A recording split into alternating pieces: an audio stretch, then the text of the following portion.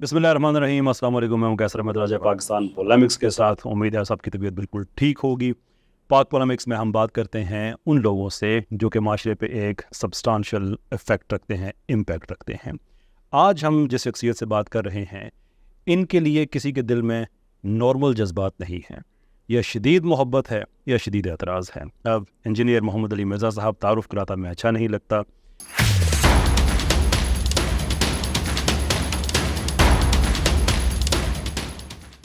Engineer साहब, बहुत बहुत शुक्रिया आपका, आपने वक्त दिया। जज़ाकल्लाहु खैरा। ला हौला वला कुव्वता इल्ला बिल्लाह। अल्लाहुम्मा सल्लि अला मुहम्मद व अला आलि मुहम्मद। राजा साहब, आपको हमारी एकेडमी में वेलकम है। अल्लाह का नाम लेके शुरू करें जी। बहुत बहुत शुक्रिया आपका। अच्छा, टोन सेट करने के लिए जी जी कि जो रवायती सवालात आपसे होते हैं आमतौर पे, मैं कोशिश करूँगा कि उनसे एक आधा सवाल अगर हो गया जी, तो जी, हो करें। गया। वैसे मेरी यूँ कोशिश होगी कि चूँकि मेरा ताल्लुक ज़्यादा सेकुलरिज़म, एथीज़म, लिबरलिज़म, इन चीज़ों के हवाले से है, तो मैं कोशिश करूँगा कि हम उन चीज़ों पे बात करें ज़्यादा। जी जी पर्टिकुलरली रिसेंटली आपकी कुछ पॉडकास्ट भी हुई हैं, और आप कुछ अनफॉर्चुनेटली जिस मुल्क में हम रहते हैं वहाँ पे एक क्लिप निकाल के उसको आउट ऑफ कॉन्टेक्स्ट यहाँ वहाँ कर देना। तो आइडिया ये है कि हम एक जितनी ज़्यादा उसमें क्लैरिफिकेशन लेके आ सकेंगे जो आपके ख्यालात हैं इस बारे में। लेकिन आपसे बात हो रही हो और फ़िरक़ों का बिल्कुल भी जिक्र ना हो तो ये भी मेरे ख्याल में रवायत के ख़िलाफ़ है। जी हाँ। मैं शुरू में सिर्फ एक सवाल करना चाहूँगा आपसे। 100 साल पहले किसी बुज़ुर्ग ने दूसरे बुज़ुर्ग के लिए क्या कहा, उन्होंने उनके लिए क्या कहा, वो बातें किताबों में रह गई, लेकिन प्रैक्टिकली एक इंटेलेक्चुअल इवोल्यूशन हुई, लोग मूव ऑन कर गए। आप खुद कहते हैं कि मेरे पास आने से पहले देवबंदियों को नहीं पता था उनकी किताबों में क्या लिखा हुआ है, बरेलवियों को नहीं पता था क्या लिखा हुआ है, विच मीन्स कि जो किताबों में था वो किताबों की हद तक रहा, प्रैक्टिकली लोग मूव ऑन कर गए। लेकिन अगर आप उनको फिर घुमा फिरा के उन्हीं चीज़ों के अंदर आप दोबारा से उलझा रहे हैं, अचीव क्या कर रहे हैं फिर आप? ला हौला वला कुव्वता इल्ला बिल्लाह। अल्लाहुम्मा सल्लि अला मुहम्मद व अला आलि मुहम्मद। मेरा ख्याल है ये पहला क्वेश्चन ही अपने अंदर एक समुंदर रखता है। तो मैं इसे मुख्तसरन एक आम फहम बना के आपके सामने इंशाअल्लाह रखने की कोशिश करता हूँ। हमें इससे कोई गर्ज नहीं है कि 100 साल पहले क्या हुआ था और क्या नहीं हुआ था। असल मसला ये है कि हम इस वक्त ये बताना चाह रहे हैं कि प्रैक्टिकली मुसलमान जिस तकलीफ़ से गुजर रहे हैं कि हर फ़िरके ने अपनी मस्जिद अलग बना ली है, एक दूसरे के पीछे नमाज़ पढ़ने के प्रैक्टिकली कायल नहीं हैं, अपने मेंबरों से यही तरगीब दिलाते हैं, जिसका सबसे बड़ा सबूत ये है कि हमारा जो कैपिटल सिटी है इस्लामाबाद, मैं आलमोस्ट 15 साल वहाँ पे रहा हूँ। वहाँ पर एक कॉमन ऑब्जर्वेशन है कि जब भी कोई नया सेक्टर लॉन्च होता है तो उस सेक्टर के लॉन्च होते ही उसकी मस्जिद की जो लोकेशंस है वो भी नक्शे में CDA मेंशन कर देती है, कैपिटल डेवलपमेंट अथॉरिटी। अब वो मस्जिद किस फ़िरके को मिलनी है ये डिफ़ाइन नहीं होता। जिन लोगों की पहुंच होती है वो अंदर राब्ता करके ना पता लगवा लेते हैं कि यहाँ पे मस्जिद है। वहाँ पे जाके वो एक मटका रख लेते हैं, 2 सफ़े बिछा लेते हैं। आहिस्ता आहिस्ता करते करते आप 8-10 साल के बाद जब वहाँ जाएँ तो आपको 3-4 स्टोरी बिल्डिंग नज़र आएगी बनी हुई, और एक फ़िरके का बाहर उसका लेबल लगा होगा और उस फ़िरके के मुताबिक वो लेके चल रहे होंगे। लेकिन साथ ही साथ आपको ये पता चलेगा कि जो दूसरा फ़िरका वाला है वो पैरेलल में पहले तो झगड़ा करेगा उस मस्जिद को छीनने का, फिर CDA उस झगड़े को मिटाने के लिए पैरेलल में उन्हें एक और मस्जिद दे देगी। इस वक्त हर सेक्टर के अंदर बरेलवी, देवबंदी, अहले हदीस, शिया को अलग अलग मसाजिद उन्होंने दी हुई है। ठीक। और ये अलग मस्जिदें इसीलिए हैं कि वो एक दूसरे के पीछे नमाज पढ़ने के कायल नहीं है। आज का एक मॉडर्न इंसान जिनके बारे में आप जैसे लोगों को, हमारे जैसे पढ़े लिखे लोगों को बड़ी फिक्र है कि लोग इस्लाम से मुतनफ़र हो रहे हैं, उसके पीछे रीज़न क्या है? पढ़ा लिखा इंसान ये कहता है ये एक दीन है जो इतने टुकड़ों में बढ़ चुका है, तो किस दीन को हम फॉलो करें? जबकि सारों के मेंबरों से ये भी बताया जा रहा है कि 72 फ़िरके जहन्नम में जाएंगे, प्लस ये भी बताया जा रहा है कि ये है जो जन्नती है, बाकी जो मस्जिदें आपको नजर आ रही है जहन्नमियों की है। ये बताया जा रहा है प्रैक्टिकली। तो ज़ाहिर है एक आम आदमी तो सोचता है मैं किधर जाऊं, या तो मैं रिलीजन छोड़ दूं, और अगर मैंने रिलीजन पे चलना है तो मैं किस मकबे फिक्र को फॉलो करूं। तो इसका रूट कॉज एनालिसिस मैंने किया है कि टूटी कमंद कहां, ये मामला शुरू कहां से हुआ था। कुरान में भी आप देखें अल्लाह ताला ने जब शिर्क का जिक्र किया है तो कहा है कि सूरतुल बकरा में कि पहले लोग एक ही उम्मत थे, फिर आहिस्ता आहिस्ता लोगों ने इख्तलाफ किया, अंबिया को हमने भेजा, जिन्होंने उनकी पैरवी की वो कामयाब हो गए, जिन्होंने रूगर्दानी की वो नाकाम हो गए, और ये एक सिलसिला चलता जा रहा है। तो यही हमने किया कि हमने बताया कि ये आपको जो देवबंद और बरेली इंडिया के 2 शहरों के नाम के ऊपर एक फ़िरके बने नजर आ रहे हैं, और करोड़ों लोग देवबंदी, करोड़ों लोग बरेलवी हो गए, इसके पीछे इनके बुजुर्ग हैं जिन्होंने ये किया था। اور جب تک آپ یہ نہیں سمجھیں گے کہ ان کی روٹس کیا ہے, آپ اس حق تک پہنچ نہیں سکتے کہ یہ ڈویژن کی وجہ کیا ہے. جب تک آپ تشخیص نہیں کریں گے اس بیماری کا علاج نہیں کر سکتے. البتہ میں اس بات کو سیکنڈ کرتا ہوں کہ اگر کوئی شخص یہ پرانی کتابیں دکھا کر لوگوں کو آپس میں لڑوائے, وہ تو بہت بڑا مجرم ہے. لیکن اگر وہ پرانی کتابیں جو عوام سے دور تھیں لیکن ان کے مدارس میں پڑھائی جا رہی ہیں, پاپا جانی الیاس قادری صاحب جن کی جماعت کو ہر سال ایوارڈ ملتا ہے سب سے پیسفل جماعت پاکستان کی, سب سے پیسفل, آپ کے نزدیک بھی وہ بالکل انوسینٹ ہوں گے, کوئی ان کا نوسٹیک ایکٹر نہیں ہے, لیکن وہ اپنے سارے مریدین کو کہتے ہیں کہ احمد بریلوی صاحب نے جو اسام الارمین لکھی ہے نا کتاب, یہ ہر میرے مرید کو پڑھنا, اس پر ایمان لانا واجب ہے. یہ ہمارے عقیدے ہیں جس میں لکھا ہے کہ دیوبند, اہل حدیث اور شیعہ یہ سب مرتد اور واجب القتل ہے. اب مجھے بتائیں ہماری ایجنسیاں ان کو انعام, بلکہ اس دفعہ تو سندھ کی گورنمنٹ نے ان کے لیے پتہ نہیں مستعار امتیاز یہ کون سا ریکمینڈ بھی کر دیا. میں ٹی وی پہ دیکھ رہا تھا یہ ٹسوری صاحب نے, حالانکہ وہ یہ اس قسم کی ان کی تعلیمات ہے, تو یہ ختم کوئی نہیں ہوئی ہیں. اس طریقے سے دیوبند نے اس کے جواب میں المحند علی المفند جو لکھی ہے وہ ان کے مدارس میں پڑھائی جاتی ہے. ہمارا جو علماء کا طبقہ ہے نا وہ یہ ساری غلاظت پی کے آتا ہے, لہٰذا ان سے آپ ایکسپیکٹ نہ کریں کبھی اتحاد امت پہ کام کریں گے, یہ کبھی کفار کے خلاف کام کریں گے. یہ غیر محسوس طریقے سے یہ معاملات کو لے کے چلتا رہیں گے. ہم عوام کو ایجوکیٹ کر رہے ہیں کہ ان کے بڑے چکے مسئلہ بگاڑ کے گئے, چھوٹوں کا اب کوئی علاج ممکن نہیں ہے جب تک کہ آپ ان کو ایکسپوز نہ کریں. اس کے بعد پھر میں لڑواتا نہیں ہوں, میں کہتا ہوں کہ مسلمان ہیں سارے, سب کے پیچھے نمازیں پڑھے, ان سے بھی بلنڈر ہوئے, ان سے بھی ہوئے, آگے چلیں. میں یہ نہیں کہتا کہ آپ آپس میں لڑیں, لڑنے کا تو یہ کہتے ہیں, ورنہ تو میں نے کوئی چندہ بک بنائی ہوتی ہے اپنی کہ ان کو چھوڑ کے میری طرف آ جاؤ. آپ جتنی جماعتیں دیکھیں لانچ ہوتی ہیں نا وہ دوسروں کے مقابلے پہ ہوتی ہیں. تبلیغی جماعت بنی 1926 میں, اس کے مقابلے میں 1981 میں دعوت اسلامی بنی, یہ اس کے مقابلے میں بنی تھی. وہ رائیونڈ مرکز, یہ ملتان مرکز. میں نے تو کوئی مرکز نہیں بنایا, میں تو سب کو کہتا ہوں. آج بھی آپ کے سامنے تبلیغی جماعت کے بارے میں سوال ہوا, میں نے کہا جی ضرور جائیں, صرف ان کے سلیبس سے اختلاف ہے, آپ ان کے ساتھ وقت گزاریں. جماعت اسلامی کے بارے میں مجھ سے پوچھتے ہیں تو میں کہتا آپ اسلامی جمعیت طلباء کے جو قرآن کلاسز ہو رہی ہیں وہ آپ اٹینڈ کریں, سب کا آپ ساتھ ہیں. دیکھیں یہ بات آپ کی ٹھیک ہے, جو ڈسکرپشن ہے پرابلم کی بالکل آپ نے ایکوریٹ دی ہے کہ ایسے ہی ہوا ہے, لیکن اسے تو صرف ہمیں پرابلم سمجھ آتا ہے. جو اس کا سلوشن ہے, ایک آؤٹ کم اس کا یہ ہے کہ جیسے بریلوی حضرات کہتے ہیں کہ ہمارے سوا سب غلط, جی دیوبندی حضرات کہتے ہیں ہمارے سوا سب غلط, اینڈ سو فورتھ, یہ ٹھیک ہے مدارس میں پڑھایا جاتا ہے. لیکن ان ساری جماعتوں میں ایک جماعت نئی ایڈ ہو جاتی ہے, وہ آپ کے جسے for all practical purpose of جماعت نہیں کہتے ہیں, لیکن بہرحال ایک فکر ہے, جی جی آپ کے فالورز ہیں, وہ ان کی فکر ہے. تو یہ اس کا ایک ان انٹینڈیڈ کانسیکوینس ہے کہ آپ بھی انہی لوگوں میں کھڑے ہو کے ان سب کو غلط کہہ رہے ہیں. تو پھر فرق کہاں پہ؟ فرق یہ ہے کہ وہ کہتے ہیں کہ یہ سارے کافر ہیں, ہم جنتی ہیں, ان کے پیچھے نمازیں نہیں ہوتی, ان کو آپ نے چندہ نہیں دینا, اور ان کے سارے بڑے بزرگ جو ہیں گمراہی کے پیشوا ہیں. ہم کیا کہتے ہیں کہ ساروں کے پیچھے نمازیں ہوتی ہیں, سب کو چندے دینے, اپنی مسجد اور مدرسہ علیحدہ نہیں بنانا. یہ زمین و آسمان کا فرق ہے, انٹرنیشنل عدالت میں لے جائیں میرا مقدمہ. Here is the problem. کوئی بھی مسلک کسی دوسرے مسلک کی تکفیر نہیں کرے گا اگر اس کے پاس کوئی ریزن نہیں ہے. تو وہ ایک ریزن ہے, مقدمہ پورا تیار کرتے ہیں, ظاہر سی بات فتوے تک جاتے ہیں, وہ بڑی سٹیجز پہ جانا ہوتا ہے, اور اس کے بعد وہ کہتے ہیں کہ بیسڈ آن دس ہم ڈکلیئر کر رہے ہیں کہ ان پہ تکفیر لاگو. جی جی ایسے ہی ہے.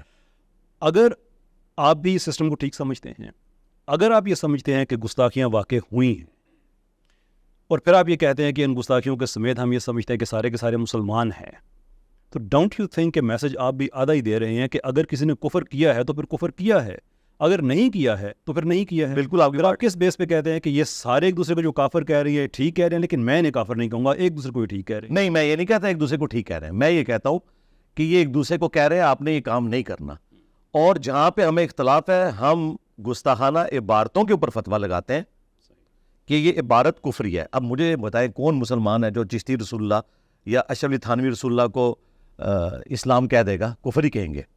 ہم یہ کہتے ہیں یہ عبارتیں کفری ہیں, بزرگوں نے لکھی, وہ اپنے ساتھ لے گئے. آپ جو ان کے نام کے ساتھ اپنے آپ کو منسوب کیے ہوئے ہو نا, آپ ان سے اعلان برات کر دو. جو اعلان برات کر دیتا ہے وہ ہمارا بھائی ہے. عوام دیوبند کی ہو, بریلویوں کی ہو, وہ تو اس کلمے کو صحیح نہیں سمجھتے. وہ کہتے ہیں جی ہمیں یہ ضرور بتایا گیا تھا کہ دیوبندیوں نے تھانوی رسول اللہ پڑھایا, ہمیں چشتی رسول اللہ کا نہیں پتا تھا, یہ آپ نے بتایا. اچھا میں نے نہیں بتایا, یہ دیوبندیوں کو پہلے ہی پتا تھا. صحیح. ہاں ان کو پتا تھا, ان کو نہیں پتا تھا. میں نے سب کو بتایا. اس کی وجہ سے پتا کیا ہوا, جیسے جب ایک بلی کی دم کٹتی ہے نا تو اس کی چیخیں نکلتی ہیں جب وہ باقیوں کی سلامت دیکھتی ہے, لیکن ساری بلیوں کی دم کاٹ جائے نا پھر صبر آ جاتا ہے. میں نے سارے فرقوں کو صبر دلایا کہ یار مسئلہ اگر یہ آپ کے فرقے میں خرابی ہے تو ان میں بھی یہ تھی, لہٰذا اب یہ کرو کہ انہی خرابیوں کے ساتھ آپ اصلاح کی کوشش کرو اپنے فرقے میں رہتے ہوئے, اور کتاب و سنت جو آپ کلیم کرتے ہو کہ قرآن, بخاری, مسلم, یہ اہل سنت کی مین اسٹریم کی کتابیں, انہیں پڑھو. اس میں جو بریلویوں کی حق بات ہے وہ لے لو, جو دیوبند کی ہے وہ لے لو, جو اہل حدیث کی ہے وہ لے لو, لیکن اس کی بنیاد پہ اپنی مسجد الگ نہیں کرنی, چندہ بک نہیں بنانی, مدرسہ نہیں بنانا. انہی کے ساتھ رہنا ہے. آہستہ آہستہ ساتھ رہنے سے ان میں تبدیلی آئے گی. یہ پیغمبرانہ طریقہ یہی ہے نا. نبی علیہ السلام کوئی مشرکین عرب کو چھوڑ کے تو نہیں چلے گئے. آپ نے آہستہ آہستہ انہیں بتایا کہ تم ابراہیمی ہو, لیکن دین ابراہیمی یہ تھا. تو الحمدللہ ہمارے اسٹوڈنٹس آج تک صرف مارے کھا رہے ہیں. میرے کبھی کسی اسٹوڈنٹ نے کسی کو مارا نہیں. ہاں ان فرقوں کے علماء نے انہیں مارا پیٹا, اونچی آمین کہنے کے اوپر, رفع الذہن کہنے پہ نکالا. ہم پیسیو ریزسٹنس میں بلیو کرتے ہیں. آپ کوئی ایک واقعہ رپورٹ نہیں کر سکتے کبھی ہم نے ایکٹیو ریزسٹنس کی ہو, کبھی میرے پہ ایف آئی آر کٹی یا مرڈر اٹیمپٹ ہوئی اور کبھی روڈ بلاک ہو گئی ہو, ایسا کبھی نہیں ہوا. حالانکہ آپ نے یہاں رش دیکھ لیا ہے. میں تو لوگوں کو کہتا ہوں کہ آپ نے نہیں آنا. لوگ پہلی دفعہ آتے ہیں تو یہاں ہمارے لیے جگہ کم پڑ گئی ہے. تو یہ وہ فرق ہے. اور یہ آپ کا پلیٹ فارم چونکہ ایک ایسا پلیٹ فارم ہے جس کو تمام مکاتب فکر کے لوگ دیکھتے ہیں, میں ان کے ذریعے بالکل کلیئر کٹ میسج دوں گا کہ یہ میری آؤٹ آف کانٹیکسٹ جو باتیں کاٹتے ہیں ون لائنر ہے میری طرف سے. میں تمام مکاتب فکر کو مسلمان سمجھتا ہوں سوائے دو فرقوں کے. ایک اہل سنت کا فرقہ جو سب کانٹیننٹ میں پایا جاتا ہے, جو اب کافر ڈکلیئر ہو چکا ہے, قادیانی, چونکہ وہ شیعہ سے نہیں نکلے, وہ اہل سنت سے نکلے ہیں, حنفی ہیں, ابھی تک وہ اپنے آپ کو حنفی کہتے ہیں. دوسرا شیعہ کا فرقہ جو شام میں پایا جاتا ہے, نصیریہ, جو سیدنا علی علیہ السلام کے لیے الوہیت نعوذ باللہ کلیم کرتے ہیں. یہ دو فرقے کافر ہیں. باقی جتنے بھی فرقے ہیں اہل سنت کے ہوں, حنفی, شافعی, مالکی, حنبلی, فروعی اختلافات ہیں اگرچہ, لیکن عقیدے کے بھی اختلافات ہیں, جس کا سب سے بڑا ثبوت یہ ہے کہ سلطنت عثمانیہ کے دور میں 1517 سے لے کر 1917 تک 400 سال تک کعبے میں 4 مصلے تھے. مجھے بتائیں ان بزرگوں کے اوپر میں صبح شام قنوت نازلہ نہ پڑھوں کہ انہوں نے امت کی جمعیت کو یہ توڑا کہ 400 سال تک کعبہ جو مسلمانوں کی یونٹی کی علامت تھا کہ پوری دنیا میں جہاں کہیں اس طرف رک کر کے نماز پڑھنی ہے, اس میں 4 مصلے ڈال دیے. اور پھر اس سے بڑا دھوکہ یہ دیا کہ چاروں حق میں ہے. اگر چاروں حق میں ہے تو 4 مصلے ڈالے تھے تو فجر کی نماز سارے حنفیوں کے پیچھے پڑھتے, ظہر کی سارے شافیوں کے پیچھے پڑھتے, چلو اس طرح بانٹ لیتے. پیرلل میں نمازیں ان کی ہوتی تھیں. یہ تو سعودی حکومت نے 1926 میں آ کے یہ مصلے اٹھائے ہیں. یہ میں آپ کو بزرگوں کی خدمات بتا رہا ہوں. وہ سلطنت عثمانیہ جس کے نام کے اوپر ہم تحریک خلافت اور یہ کام کرتے ہیں, کام انہوں نے یہ ڈالا ہوا تھا کہ کعبے کی جمعیت کو 400 سال تک 4 مصلوں میں رکھا ہے. تو آپ کے نزدیک بہتر سلوشن یہ تھا کہ کسی ایک مسئلے کو پریولنس دے کے باقی سب کو سپریس کرنا؟ نہیں, یہ ہونا ہی نہیں چاہیے تھا.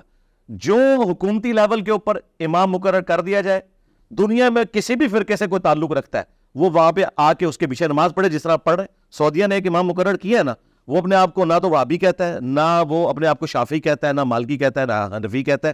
وہ نماز پڑھاتا ہے, اس کے پیچھے سارے کے سارے لوگ نماز پڑھتے ہیں. یہ کام کرتے. 4 مصلے کیوں ڈال دیے؟ کیا نبی علیہ السلام کے مبارک زمانے میں 4 مصلے تھے؟ چلے خلفائے راشدین کے دور میں یہ تو کبھی نہیں ہوا کہ عقیدے کی بنیاد کے اوپر کعبے کی جمعیت کو آپ توڑ دیں. نبی علیہ السلام دنیا میں تشریف لے آئے تو کتنا ان کا دل دکھے کہ انہوں نے کعبے کے اندر 4 مصلے ڈال دیے, 4 امام. یہ تو صراحتاً میں سمجھتا ہوں کہ امت میں جو چند بڑی بدعتیں ہوئی ہیں نا ہمارے بزرگوں نے کی ہیں, ان میں سے ایک ہی ہے. اس طرح انہوں نے مزارات بنوائے. ٹھیک ہے, ہاں جی, اس سے ہم میٹافورک ڈرائیو کرتے ہیں. پھر پاکستان میں جو ہو رہا ہے مختلف مسالک ہیں, یہ آلموسٹ ایسے ہی جیسے کعبے کے اندر مختلف حملے. جی ایسا ہی ہے, ایسا ہی ہے. ایک ہونی چاہیے. اصل میں آپ یہ کہنا چاہ رہے ہیں کہ پاکستان میں پھر جو اسٹیٹ ہے ریلیجن کے افیئرس کو وہ کنٹرول کرے, وہی ایک مسلک بتا دے, وہی ایک فرقہ بتا دے اور سب اسی کو فالو کریں. پھر نہیں, مسلک تو ایک نہیں بتا سکتی کیونکہ یہ تو اب بہت بڑی ڈویژن ہو چکی ہے. صحیح, اس کا تو اب کوئی علاج نہیں ہے. یہی تو ہم کہتے ہیں جو لوگ خلافت کی بات کرتے ہیں انہیں پتہ نہیں کتنا خطرناک کھیل کھیل رہے ہیں.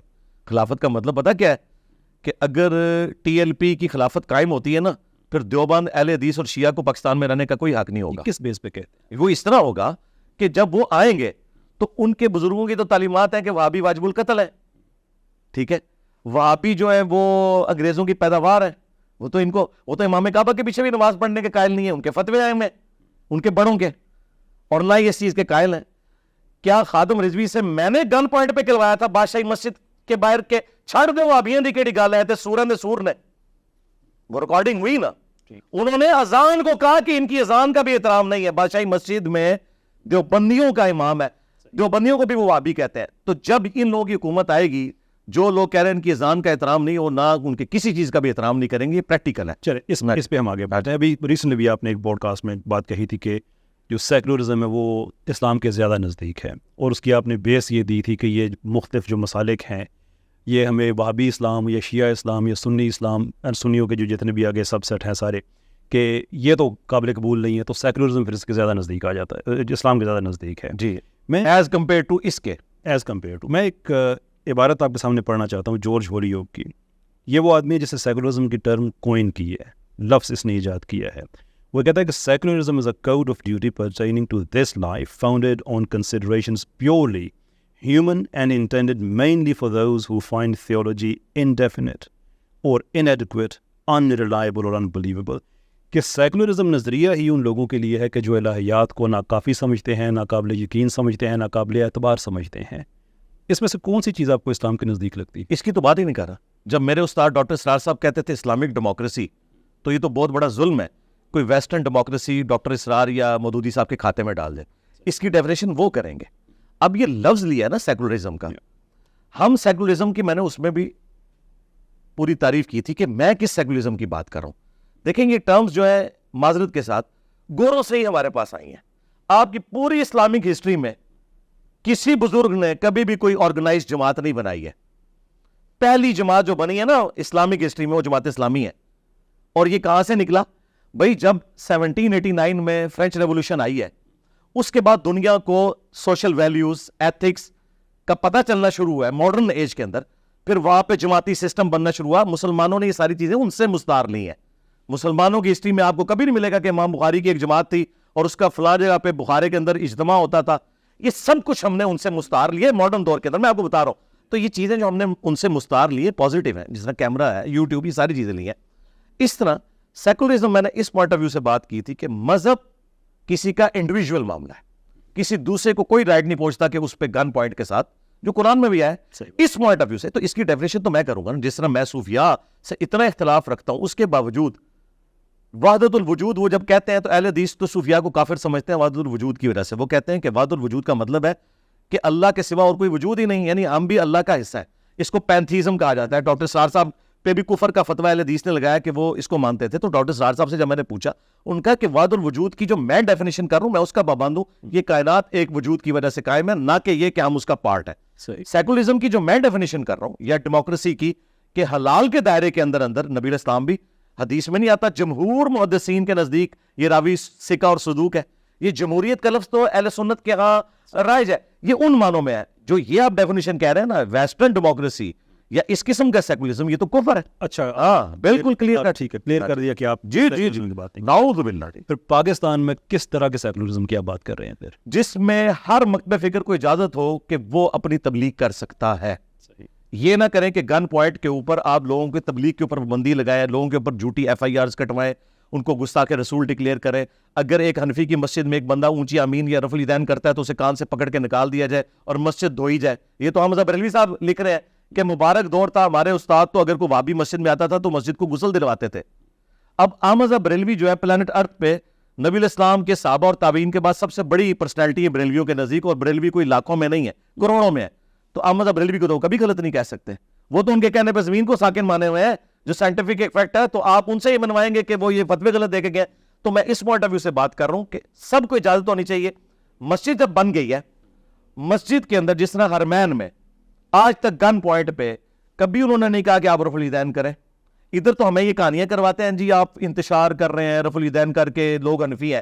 تو جب تمہارے لوگ وہاں حج کرنے جاتے ہیں, ان کو یہ پٹی کیوں نہیں پڑھاتے ہو کہ امام کعبہ کے ساتھ انتشار نہ کریں, وہ اونچی امین کہتا ہے, رفع الیدین کرتا ہے, تو تم بھی سارے جا کے وہاں رفع الیدین کیا کرو. ادھر تو پکا کر کے بھیجتے ہیں, وہ آپ یہاں پیچھے نماز دیجیے پڑھنی, اگر پڑھے ہوئی تو اپنے طریقے پر پڑھنی ہے. یعنی جو انہوں نے کرائٹیریا دوسروں کے لیے رکھا ہوا ہے وہ اپنے اوپر اپلائی کرنے کے لیے تیار نہیں. فیئر پوائنٹ ہے, لیکن دیکھیں یہ جتنی بھی آپ نے بات کہی ہے مائنڈ نہ کیجیے گا, یہ ایک مفروضے کی بیس پہ ہے کہ اگر یہاں پہ نظام آ جاتا ہے سیکولرزم, یعنی کہ سیکولرزم کے الٹرنیٹو کہتے ہیں شریعت کا نظام آ جاتا ہے یہاں پہ, تو اس میں پھر یہ ہوگا کہ احمد رضا خان صاحب کے ماننے والے دوسروں پہ شدت کریں گے, اس پہ کریں گے.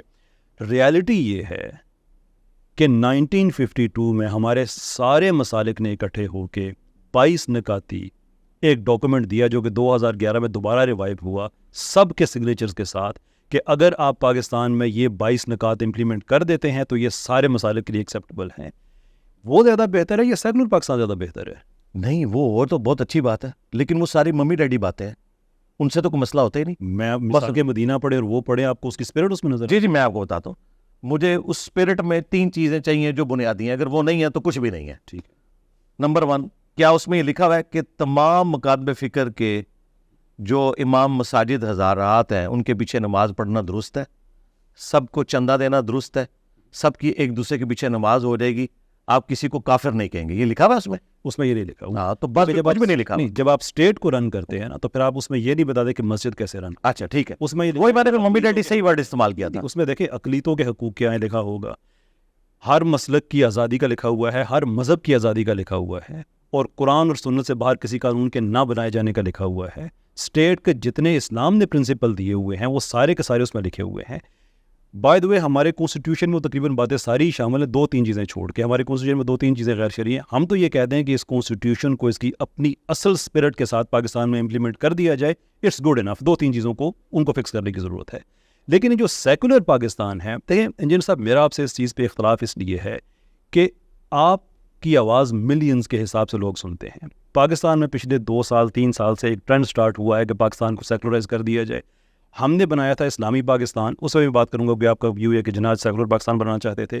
ہم نے ایک اسٹرگل کی ایک اسلامی شریعت ڈریون پاکستان بنانے کے لیے. ہمارے ساتھ دھوکہ یہ ہوا کہ ہمیں 5-6 سال سوشلزم کے تجربات کیے گئے، باقی ہم پہ کیپٹلزم کے تجربات کی. وہ شریعت جو ہمیں چاہیے تھی وہ ہمیں کبھی ملی نہیں ہے. تو ظلم ہمارے ساتھ یہ کیا جا رہا ہے کہ وہ شریعت تو ہمیں ملی نہیں ہے، جو بچی کچی رہ گئی ہے اس کو بھی کہتے ہیں کہ اصل میں پاکستان اس کی وجہ سے ترقی نہیں کر رہا، لہٰذا اس کو بھی نکالو، پاکستان کو ٹوٹل سیکولر کر دو. ویسے پاکستان میں سیکولرزم سندھ میں پایا جاتا ہے، وہاں پہ دھائیوں سے ایک سیکولر جماعت ہے. سندھ میں جتنا استحصال ہو رہا ہے کسی اور جگہ پاکستان میں نہیں ہو رہا. اس کو ہم نے دیکھ لیا جب اس کو نیشنلائز کیا گیا تھا، اس وقت بھی ہم دیکھ رہے تھے. تو میرا آپ سے اختلاف اس لیے ہوتا ہے کہ آپ کی بات کو مس انٹرپریٹ کرنا سب سے زیادہ آسان ہے، اس لیے کہ آپ کو سننے والے ہر آدمی اپنے ذہن سے میں کلیریفائی کر دیتا ہوں. جب آپ کہتے ہیں کہ نہیں پاکستان اسلام سیکولر سے زیادہ نزدیک ہے اور سیکولرزم، جی دیکھیں میں نے جب اس کو کلیریفائی کیا کہ میں کس پوائنٹ آف ویو سے بات کروں، آپ ان 22 نکات کی طرف آئے.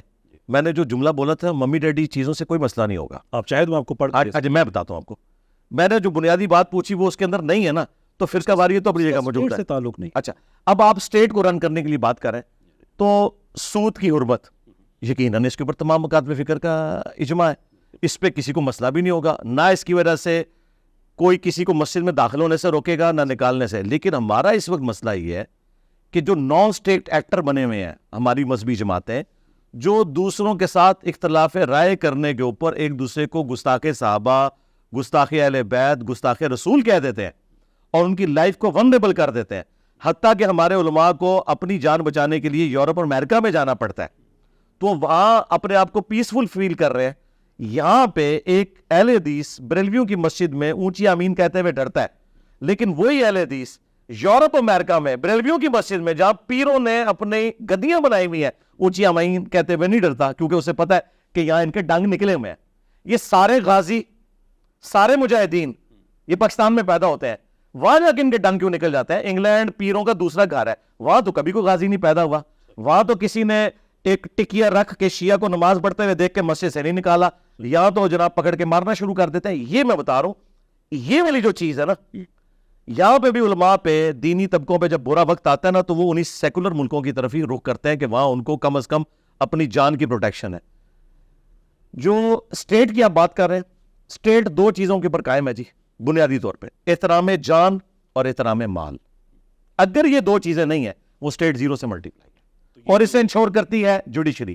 تو مجھے بتائیں کیا آپ کے ملک میں احترام جان ہے فرقوں کا ایک دوسرے کے لیے؟ نہیں.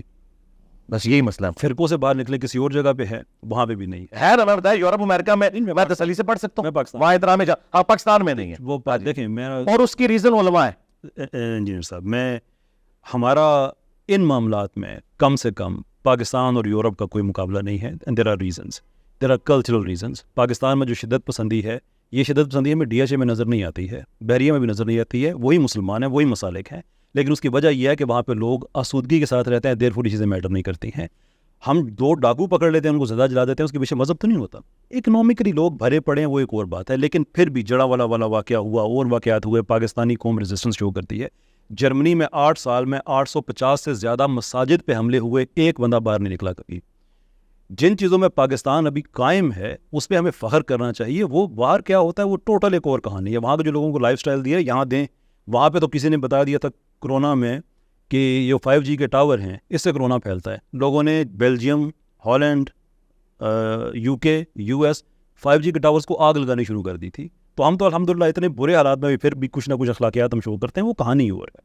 لیکن جو آپ کہتے ہیں نا کہ سیکولرزم پاکستان کے لیے کچھ بہتر لگتا ہے نن فور، دیکھیں میرا اس میں ایشو یہ ہے کہ آپ نے اپنے پوڈ کاسٹ میں غالباً شہزاد غیاث صاحب کی پوڈ کاسٹ میں کہا تھا کہ ان حالات میں سیکولرزم بہتر لگتا ہے کہ یہ اپنے آرگومنٹس لے کے آئیں اور اپنے آرگومنٹس لے کے آئیں تو پھر لوگ فیصلہ کر لیتے ہیں. یہی مشورہ جب جناب رسالت مآب صلی اللہ علیہ وسلم کو کفار مکہ نے دیا تھا تو اللہ نے سورہ کافرون نازل کی تھی کہ حق باطل کے ساتھ مکس نہیں ہوگا. 1400 سال کے بعد اگر انجینئر محمد علی مرزا صاحب ایگزیکٹلی وہی مشورہ دے رہے ہیں، ڈونٹ یو تھنک کہ لوگ اسے مس لیے؟ میں تو بات ہی کچھ اور کر رہا ہوں. نبی علیہ السلام کا مبارک زمانے کی ایک چیز وہ سب سے ممتاز ہے کہ اس زمانے میں فرقے نہیں تھے. ہاں یہ اتنا بڑا ڈفرنس ہے کہ اب قیامت تک وہ والی مثال پیش ہی نہیں کی جا سکتی. ہمارا مسئلہ یہ ہے کہ حضرت ابو بکر بریلوی، حضرت عمر دیوبندی، حضرت عثمان جو ہے اہل حدیث اور حضرت علی شیعہ نہیں تھے. یہ جو آپ کو کینسر لگ گیا نا، یہ ہر چیز کے اوپر حاوی ہو گیا.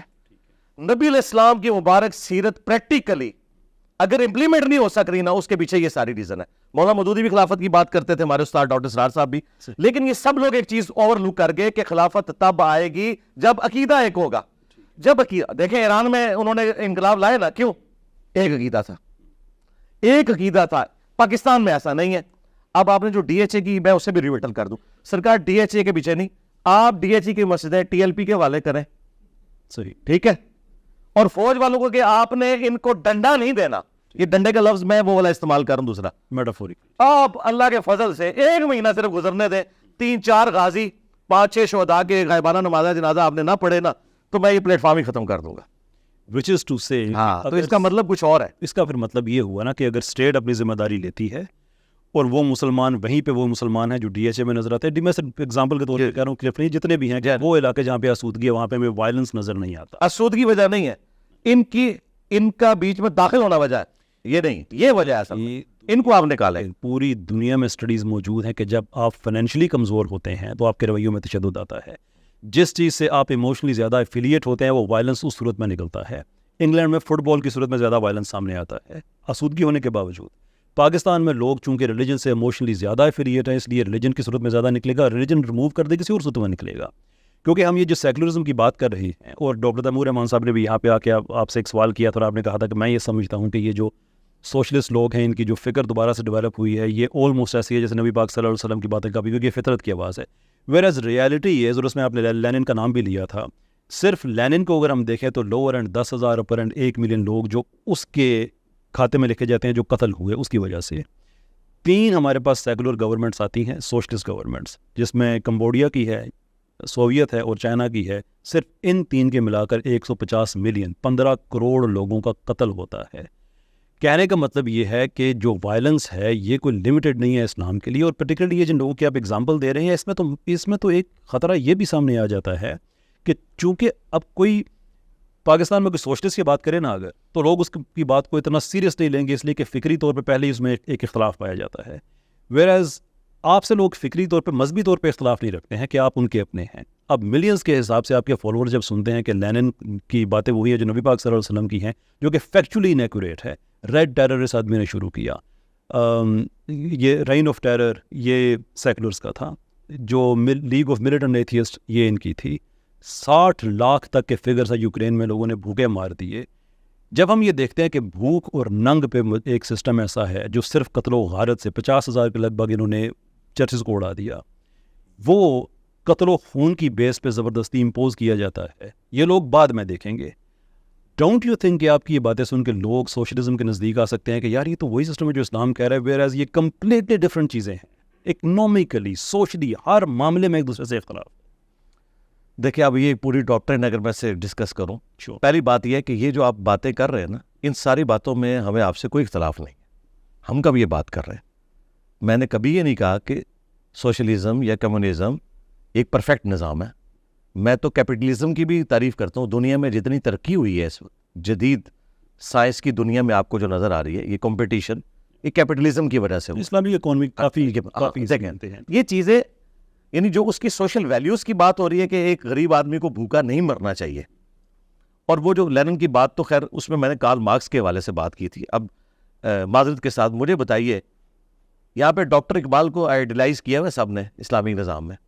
آپ کو پتا ہے ڈاکٹر اقبال نے کارل مارکس کے بارے میں کیا کہا ہوا ہے؟ بڑی اچھی بات ہے کہی ہے نا. تو ٹھیک ہے, ہم ان کے ساتھ ایگری کرتے ہیں کہ ڈاکٹر اقبال نے ٹھیک ہے. میں اس معاملے میں آپ سے متفق ہوں جو آپ نے امام مالک کے حوالے سے بتایا تھا. اچھی بات کہ جناب چلے آپ نے تو بات ہی ختم کر دی. میں تو اس کا مطلب ہے اپنی آڈینس کو یہ بتائیں کہ ڈاکٹر اقبال کو جو پیغمبر بنا لیا نا پاکستانی قوم نے, خدا کے لیے اس سے باہر نکلے. انہوں نے بڑی عجیب و غریب باتیں کی ہیں. وہ جس سے بھی, وہ ہٹلر سے بھی متاثر ہے. جمہوریت کے خلاف جتنی نفرت ان کے دل میں تھی نا, وہ ہٹلر کی کتاب پڑھ کے آئی ہے. انہوں نے ہٹلر کی تعریف بھی کی ہے. وہ کارل مارکس سے بھی متاثر تھے. وہ چونکہ ان کی تعلیم پوری ادھر تھی, وہ ادھر سے ہی چیزیں انہوں نے گڈمنٹ کی اور سارا کچھ. لوگ ان کو ایک اسلامک اسکالر کے طور پہ پیش کرتے ہیں. وہ ایک فلاسفر تھے جو مختلف فلسفیوں سے متاثر تھے. دین ہوا جو کتاب و سنت کا نام ہے. اچھا, لہذا یہ تو کلیئر ہو گیا. کارل مارکس کے بارے میں انہوں نے کہا ہے کہ وہ پیغمبر نہیں ہے لیکن اس کے پاس کتاب تھی. اتنا بڑا جملہ اگر آج کوئی بول دے نا, اس پہ 295 CA لگوائیں گے. اور یہ ڈاکٹر اقبال نے کارل مارکس کے بارے میں کہا, تو میں کبھی یہ نہیں کہوں گا کہ مکمل طور پہ وہ ایگری کرتے ہوں گے. لہٰذا میں کیٹیگوریکل سٹیٹمنٹ دے دیتا ہوں. اجازت دے دیں اقبال کے حوالے سے. میں ویسے بابوں والا نہیں ہوں, لیکن اگر کوئی بابا میرے ہوتے تو وہ اقبال ہی ہوتے. لیکن میں یہ فرق رکھتا ہوں کہ اقبال کی غلط بات کوئی میں غلط ہی کہتا. ہاں بس اچھی بات. اقبال کا ڈیفینس یہ ہے کہ ہم نے اقبال کی انٹلیکچوئل ایولیوشن کے پیریڈ کو ان کا فائنل پروڈکٹ سمجھ لیا ہے. اقبال کی ون آف دا بیسٹ, میں نے یعنی کہ جو اسکولاسٹک فلاسفی کے حوالے سے اگر آپ نے ڈیپتھ میں سمجھنا ہے, reconstruction of religious thought in Islam, میں سمجھتا ہوں اس سے بہترین, ویسے وہ کتاب تو نہیں ہے, وہ مجموعہ ہے مختلف مضامین کا, اس سے بہتر انسان کو نہیں مل سکتا. لیکن اتنی وہاں پہ غیر شرعی باتیں لکھی ہوئی زیادہ کہ انسان کو حیرت ہوتی ہے کہ اقبال یہ کیسے لکھ سکتے تھے. But the answer is کہ اقبال جب اپنے انٹلیکچوئل ایولیوشن کی جو ان کی جرنی تھی, اس میں جو ان کے نظریات تھے جو بعد میں ایک ایک کر کے سارے چینج ہوئے. یہ اقبال کے ساتھ ناانصافی ہے کہ ان کی پہلے والی باتیں ہم ان کو کوٹ کریں. جیسے بھی میرا ایک ملحد کے ساتھ ایک مناظرہ تھا, تو وہ اسلام کی ساری وہ پریکٹسز جو احکام آنے سے پہلے ہو رہی تھی وہ ان کو کوٹ کر رہے اسلام کو. تو میں اسے کہہ رہا تھا کہ نہیں, خطبۃ الوداع مجھے وہ بتاؤ کہ جو فائنل اسلام جب قبول ہو گیا اس وقت یہ پریکٹسز تھی یا نہیں تھی. وہ تو ہماری ہسٹری میں لکھا ہوا کہ لوگ غلط باتیں کرتے تھے, لیکن اس کو تو ہم مثال تو نہیں بنا سکتے. جی ٹھیک ہے. تو اقبال نے وہ جتنی باتیں جتنی بھی قابل اعتراض ہیں وہ ساری کی سارے کا, وہ اگر امام مہدی کے آنے سے وہ متنفر تھے کہ انہوں نے واپس نہیں آنا, اور بڑی بڑی نیتشے سے متاثر, نیتشے جیسے بدے. میں تو اس وقت جو پاکستانی قوم ڈاکٹر اقبال کی اچھائیاں بھی بیان کر رہی ہے نا, میں تو ان چیزوں سے بھی قرآن و سنت کی روشنی میں اختلاف رکھتا ہوں. رائٹ, ہاں وہ قرآن و سنت کے بالکل سب سے بڑی, یعنی پاکستانی قوم میں مردوں کی داڑھی نہ رکھنے کی سب سے بڑی وجہ ڈاکٹر اقبال ہے. ٹھیک ہے, وہ کہتے ہیں سب سے بڑا عاشق رسول اور بغیر داڑھی کے. تو اگرچہ اس میں ان کا قصور نہیں ہے لیکن ان کے کھاتے میں ڈلی ہوئی ہے. لہٰذا لوگوں کو یہ کلیئر کرنے کی ضرورت ہے کہ ڈاکٹر اقبال بھی ایک انسان تھے, وہ ایک فلاسفر تھے. جائز بات. وہ کوئی مذہبی پیشوا نہیں تھے, بالکل مذہبی پیشوا نہیں تھے. مذہبی پیشوا کے لیے کئی زیادہ چیزیں شرائط کے لیے ضروری ہے کہ اس کا ان ڈیپتھ چیزوں کا نالج ہو. ہاں ہسٹری کا ان کا بڑا اچھا نالج تھا, اور فلسفے میں وہ بہت تھے. قرآن پاک کے حوالے سے بھی چلے جو چند چیزیں انہوں نے بیان کی وہ کی. یہی وجہ ہے کہ ڈاکٹر اقبال کو ہر طبقہ کوٹ کرتا ہے. صوفیاء بھی اپنے حق میں کوٹ کرتے ہیں. حاضر ہوا میں شیخ مجدد کی لاد پر. اب شیخ مجدد نے جو کچھ کیا ہوا ہے, اب میں وہ بتاؤں کہ اس نے اپنے بارے میں جو کچھ کلیم کیا ہے, بس نبی کہا نہیں اپنے آپ کو. غلام احمد قادیانی دجال کی کتابیں پڑھیں, اس نے کوٹ ہی اس کو کیا ہوا ہے. اس کے مکتوبات میں نے کہ یہ بتایا کہ وہ کیا کچھ کہہ کے گئے ہیں. اچھا, تو بات یہ کہ وہ ہر بندے سے متاثر ہوتے تھے. ہٹلر سے وہ متاثر ہے, کارل مارکس سے وہ متاثر ہے, شیخ مجدد سے وہ متاثر ہے رہے. ہاں لیکن یہ ہم ان کا جو دفاع کرنے کی کوشش کر رہے ہیں نا, یہ تب ہوگا دفاع یہ ہوگا کہ وہ اپنی زندگی کے آخری ان ساری چیزوں میں نا ان ساری چیزوں کو مینشن کر کے ان کا ڈینائل کریں گے. ساری کا کیا. اچھا, اگر وہ ڈینائل انہوں نے کیا ہوا ہے نا ان چیزوں کا, تو وہ آپ میرے ساتھ شیئر کیجیے گا. تو بڑی اچھی بات ہے کہ انہوں نے ان چیزوں کا ڈینائل کیا. جی ریکنسٹرکشن میں انہوں نے لکھا کہ امام مہدی کے بارے میں انہوں نے لکھا تو یہ زرتشت کے لوگوں کا آئیڈیا ہے, کوئی اسلام میں ایسا نہیں. کلیئر ڈینائل کی. لیکن بعد میں ان کے ہم خطوط دیکھتے ہیں جنہوں نے اپنے دوستوں کو لکھے ہیں, انہوں نے کیٹیگوریکلی اکنالج کیا ہے کہ ہاں یہ بات تو واقعی جو ہے یہ تو انہوں نے آنا ہے سارا ہے. تو ہمیں وہ ساری باتیں مل جاتی ہیں. ہو سکتا ہے مولویوں کے پریشر میں انہوں نے جواب شکوہ کی طرح کو خط بھی لکھ دیا ہو.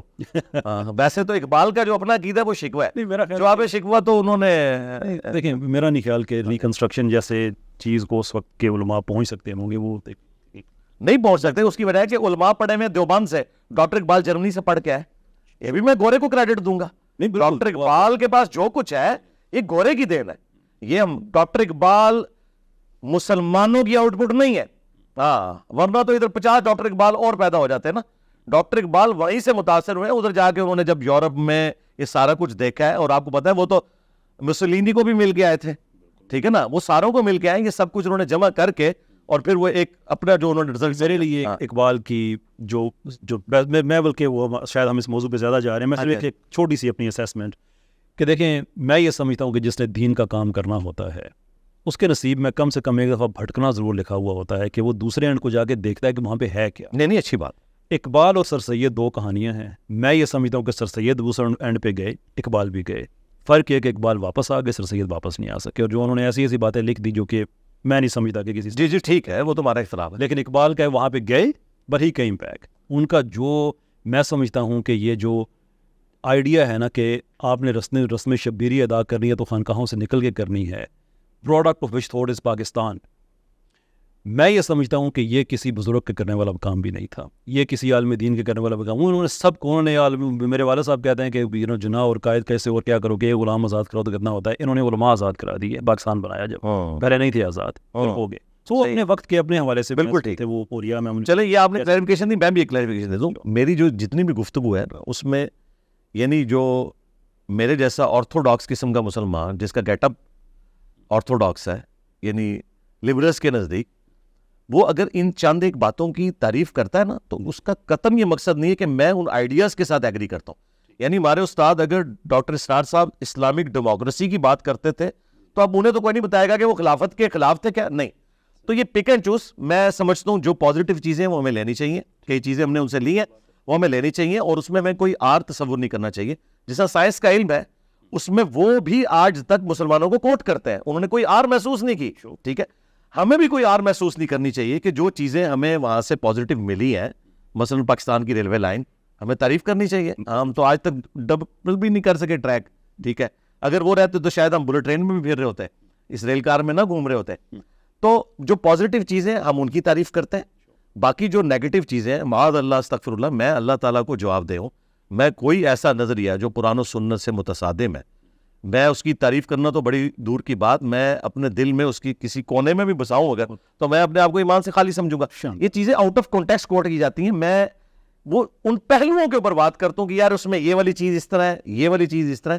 میں نے ہمیشہ اسلامک ڈیموکریسی کی بات کی ہے جو آپ نے خود کہا کہ آئین پاکستان میں لکھی ہوئی ہے. مجھے بتائیں آپ کی جو مذہبی جماعتیں ہیں جو پولیٹکس میں نہیں ہے وہ تو پاکستان کی جمہوریت کو ہی کفر و شرک کہتے ہیں, تو پھر آپ کیا ان کے ساتھ لڑیں گے؟ وہ جب یہ کفر و شرک ہمیں کہہ رہے ہوں گے تو ہم انہیں سمجھائیں گے نا. ہاں سمجھائیں گے. میں آپ کو ایک بات بتاؤں کہ میں آدھی سے زیادہ زندگی میری پاکستان سے باہر گزری ہے. میں زندگی میں ایک دن بھی مدرسے میں نہیں پڑھا, لیکن اس کے باوجود پاکستان بھر کے مدارس میرے ساتھ کام کرتے ہیں. میں پاکستان کے بڑے مدارس, میں وہاں پہ ٹیچر بھی ہوں, ان کے ٹیچرز کو میں پڑھاتا ہوں کہ ایتھیزم کیا ہے, لبرلزم کیا ہے, واٹ از دا ڈفرنس. مجھے وہ ایکسیپٹ کیوں کرتے ہیں؟ اس لیے کہ آپ نے ان کے اختلافی موضوعات نہیں ڈسکس کیے, ایک دن بھی نہیں وہ برداشت کریں گے. یہی میں سمجھتا ہوں کہ سلوشن, کہ اگر میں یہ سمجھتا ہوں کہ ہمارے جو روایت کی حفاظت ہے ہمارے مدارس نے 1857 کے بعد بڑی اچھی کی ہے. اگر ہمارے ایمان بچے ہیں تو ہمارے مدارس کا بہت بڑا اس میں کلیدی کردار ہے. اختلافات اپنی جگہ پہ, بہتری گنجائش ہے. میں کیا کر سکتا ہوں کہ اب میں اپنے مدرسے کو جہاں پہ دیکھتا ہوں کہ اسے ہیلپ کی ضرورت ہے تو میں وہاں آ کے اس رنگ کو میں فل کر دوں. مجھے وہ اس لیے ایکسیپٹ کرتے ہیں کہ میں کبھی ان سے دوری نہیں لے کے جاتا. میں سمجھتا ہوں کہ ہم اکٹھے کام کر سکتے ہیں, اور وہ مجھے ایکسیپٹ کرتے ہیں. میں وہاں پہ جا کے دین کی خدمت میں جس طرح سے میں کر سکتا ہوں اپنے طور پہ میں کرتا ہوں.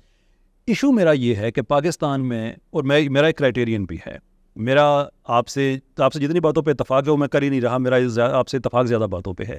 لیکن جو آپ اختلاف وہ بھی دور ہو گیا جب میں نے کلیریفائی کر دیا. 2-4 چیزیں اور کروائیں بالکل. ایک تو یہ کہ دیکھیں میرا یہ کرائٹیرین ہے کہ اگر آپ اسلام کا کام کر رہے ہیں تو آپ کے مقابلے میں وہ لوگ نظر آنے چاہیے جو سسٹمیٹکلی اسلام کے خلاف کمپین کر رہے ہیں. وہ سیکولرزم کی صورت میں ہو سکتا ہے, وہ سائنٹزم کی صورت میں ہو سکتا ہے, وہ لبرلزم کی صورت میں ہو سکتا ہے, سوشلزم کی صورت میں ہو سکتا ہے. لیکن اگر آپ کے مقابلے میں صرف اسلام کے علماء ہی آپ کے فکری مخالفین کے طور پہ نظر آتے ہیں, تو میری یہ اسیسمنٹ ہے کہ شاید آپ اسلام کی خدمت اس طرح سے نہیں کر پا رہے جس طرح سے آپ سے مراد میں آپ کوئی بھی فکر کہ آپ پھر شاید وہ کام نہیں کر رہے جو آپ کر سکتے ہیں. وہ یہی وجہ ہے کہ میرے پاکستان میں جتنے بھی میں پاکستانی اسکالرس میں بات نہیں کرتا. میں نے صرف ایک ہی ویڈیو تنقیدی بنائی, وہ میں نے آپ پہ ہی بنائی ہے, باقی میں نے کسی اسکالر پہ نہیں بنائی. اچھا, میرے پہ بنائی ہے انوب شرما والے, اس میں بھی بات. اچھا, وہ بھی بڑے عزت احترام کے ساتھ کہ میری یہ اسیسمنٹ تھی کہ شاید آپ کے پاس کچھ چیز میں نے سنا تھا, میں نے دیکھی نہیں ہے. چلے میں اس پہ بھی آپ کا میں ویو بھی سے لیتا ہوں. ڈونٹ یو تھنک کہ آپ بہت زیادہ اسلام کے لیے کر سکتے ہیں اگر آپ مدارس کو ساتھ لے کے چلیں, کیونکہ مجھے پتہ ہے کہ ہمارے مدارس کے اندر بیٹھے ہوئے لوگ بھی اپنے بزرگوں کی ان کتابوں کو ڈس اون کر کے آگے بڑھنے کے لیے تیار ہیں, لیکن جب آپ انہیں چیلنج کرتے ہیں تو ہر آدمی ڈیفینس میں چلا جاتا ہے. بڑی پکی بات ہے. ٹھیک ہے, آپ کسی کے باپ نے قتل کیا ہے, وہ سے کہیں تمہارا باپ قاتل ہے, تو وہ دفاع تو کرے گا آگے سے. تو ڈونٹ یو تھنک کہ الٹرنیٹیو روٹ بہتر ہے کہ آپ سب کو ملا کے ساتھ چلیں؟ دیکھیں یہ جو آپ کی خواہش ہے نا جی, میں 100% اس کا احترام کرتا ہوں, کاش ایسا ہی ہو سکتا. لیکن پریکٹیکلی یہ ہے کہ سب سے پہلے میں اپنے والے سے کلیریفائی کر دوں کہ جن ٹاپکس کی آپ بات کر رہے ہیں نا, معذرت کے ساتھ ان ٹاپکس پہ صرف میری ہی ویڈیوز ہیں, کسی عالم دین کی ویڈیوز نہیں ہیں. ایتھیزم کے اوپر میری درجنوں ویڈیوز ہیں, کیونکہ میری ایک فیلڈ بھی ہے, میکینیکل انجینئر ہوں میں. اور اس طریقے سے ایتھیزم یا جو جیوز اور کرسچنس کی طرف سے اسلام کے اوپر جب بھی حملے ہوتے ہیں, میں انٹلیکچولی قرآن و سنت کی روشنی میں اسلام کی پوزیشن کو واضح کرتا ہوں. میں کبھی بھی اس ذمہ داری سے عہدہ برآں نہیں ہوا, اور معذرت کے ساتھ جو ہمیں یہ مفت مشورے دے رہے ہوتے ہیں ان کو کبھی یہ دفاع کرنے کی توفیق بھی نہیں ملی. مثلاً ابھی دھروو راٹھی جو سب سے بڑا یوٹیوبر ہے اس وقت سب کانٹیننٹ میں, اتنی ویورشپ کسی کی نہیں ہے, اس نے اسلام کے حوالے سے ایک پکچر پیش کی, میں نے اس کا ریبٹل کیا, ایک چیز کا جواب میں نے قرآن و سنت سے دیا. انشاءاللہ تعالیٰ مجھے امید ہے کہ دوبارہ وہ اس ٹاپک کو ہاتھ نہیں ڈالے گا, ریلیجن کے ٹاپک کو اس حوالے سے, کیونکہ اسے پتہ ہے کہ میں ریبٹل کروں گا. جو علماء ہمیں مشورہ دے رہے تھے ان میں سے تو کسی بندے نے بھی آ کے سامنے جواب نہیں دیا. لہٰذا یہ جو اس چیز کا سہارا لیتے ہیں کہ شاید میں اختلافی موضوعات کو ڈسکس کرتے ہوئے ان چیزوں کو اوور لک کر رہا ہوں, ناٹ ایٹ آل. میں ہر ٹاپک پہ بولتا ہوں. سنی شیعہ کنفلکٹ پہ اس درار کو میں نے فل کیا, وہابی ورسز حنفیت میں نے آگے فل کیا, ورنہ تو ایک دوسرے کے پیچھے نماز نہیں پڑھتے تھے. اب آ جائیں آپ وہ والی جو باتیں کر رہے تھے فرقہ واریت کے پوائنٹ آف ویو سے. مسئلہ یہ کہ آپ نے جتنی بیماریاں گنوائی ہیں ان میں سب سے بڑی بیماری ہے فرقہ واریت. فرقہ واریت کے اوپر لیکچرز کون سے مدرسے میں ہوتے ہیں جس میں یہ بتایا جاتا ہے کہ ان فرقوں کا بانی کون ہے اور کس نے مسلمانوں کی جمعیت کو توڑا.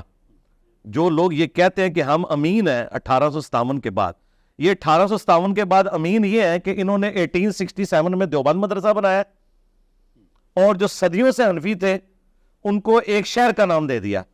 اس کے بعد آ کے 1903 میں منظور الاسلام بریلی میں مدرسہ بنا منظور الاسلام کے نام سے, اور کروڑوں لوگ بریلوی بن گئے.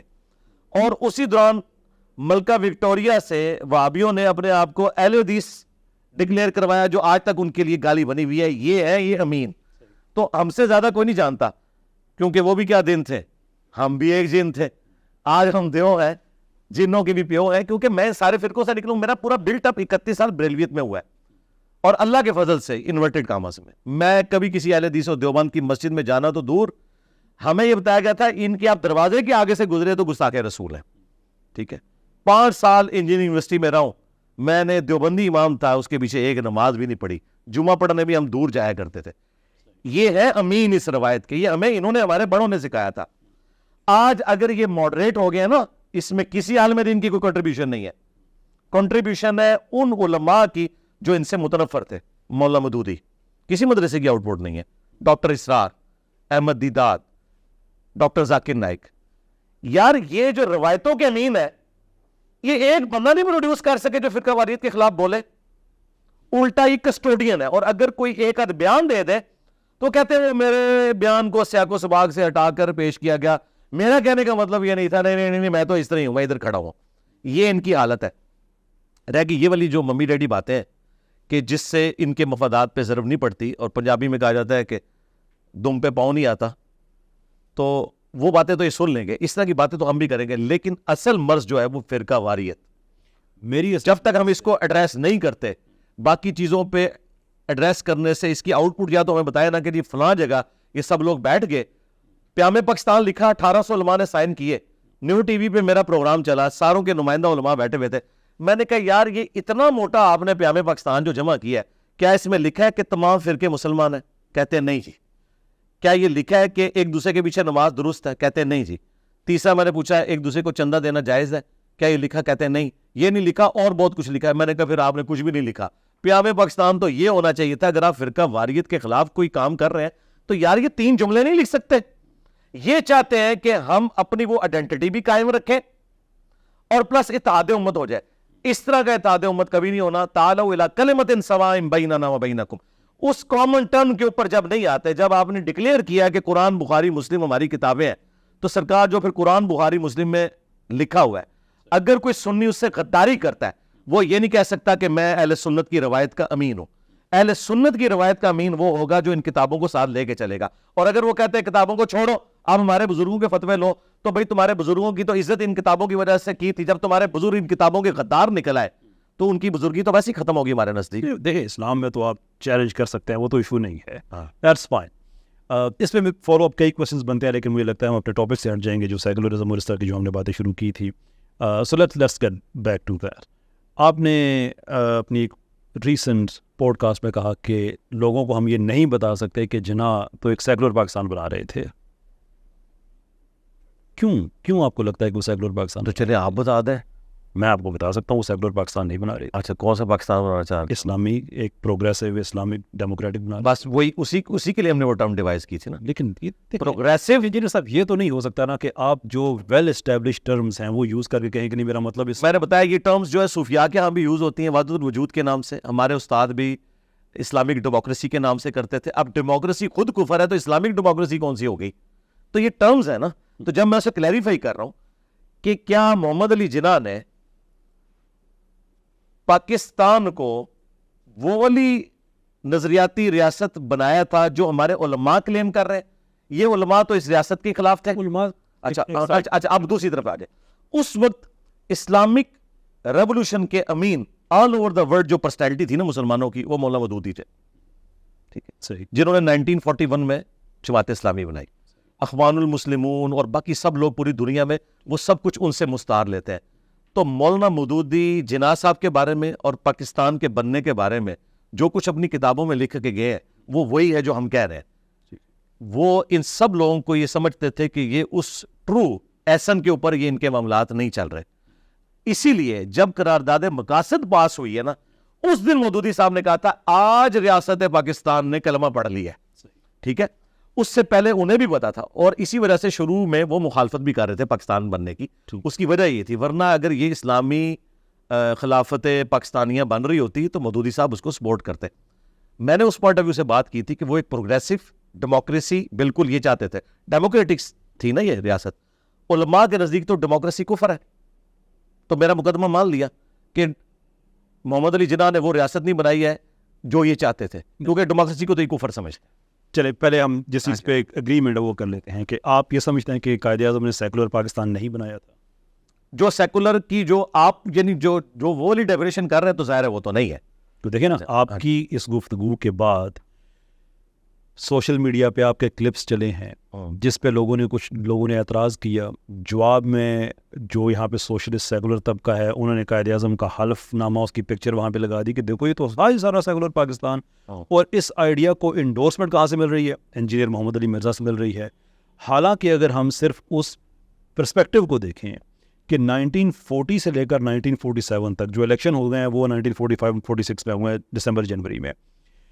کوئی آدمی تھوڑے سے کامن سینس کے ساتھ کیا امیجن کر سکتا ہے کہ گھر گھر کمپین ہو رہی تھی, گلی گلی جلسے ہو رہے تھے, پاکستان کا آئیڈیا لوگوں کو سمجھایا جا رہا تھا, تو وہ لوگ یہ کرتے تھے کہ کسی کے دروازے پہ دستک دی, اس نے دروازہ کھولا, صاحب خانہ نے اسے کہا کہ ہم ایک سیکولر پاکستان بنانا چاہ رہے ہیں اور آپ کی ہمیں سپورٹ کی. نہیں, ناٹ ایٹ آل. پاکستان کا مطلب کیا, لا الہ الا اللہ, یہ نعرہ یوز کیا گیا ہے, اس میں کوئی شک نہیں ہے. اور اس کے علاوہ قائد اعظم کی 90 اسپیچز کا تو میں نے انالیسس کیا ہے کہ وہ بڑے کلیئر تھے کہ کوئی سیکولر پاکستان نہیں بننے جا رہا, یہ ایک اسلامی فلاحی ریاست بننے جا رہی ہے جس میں باقیوں کو بھی اجازت ہوگی.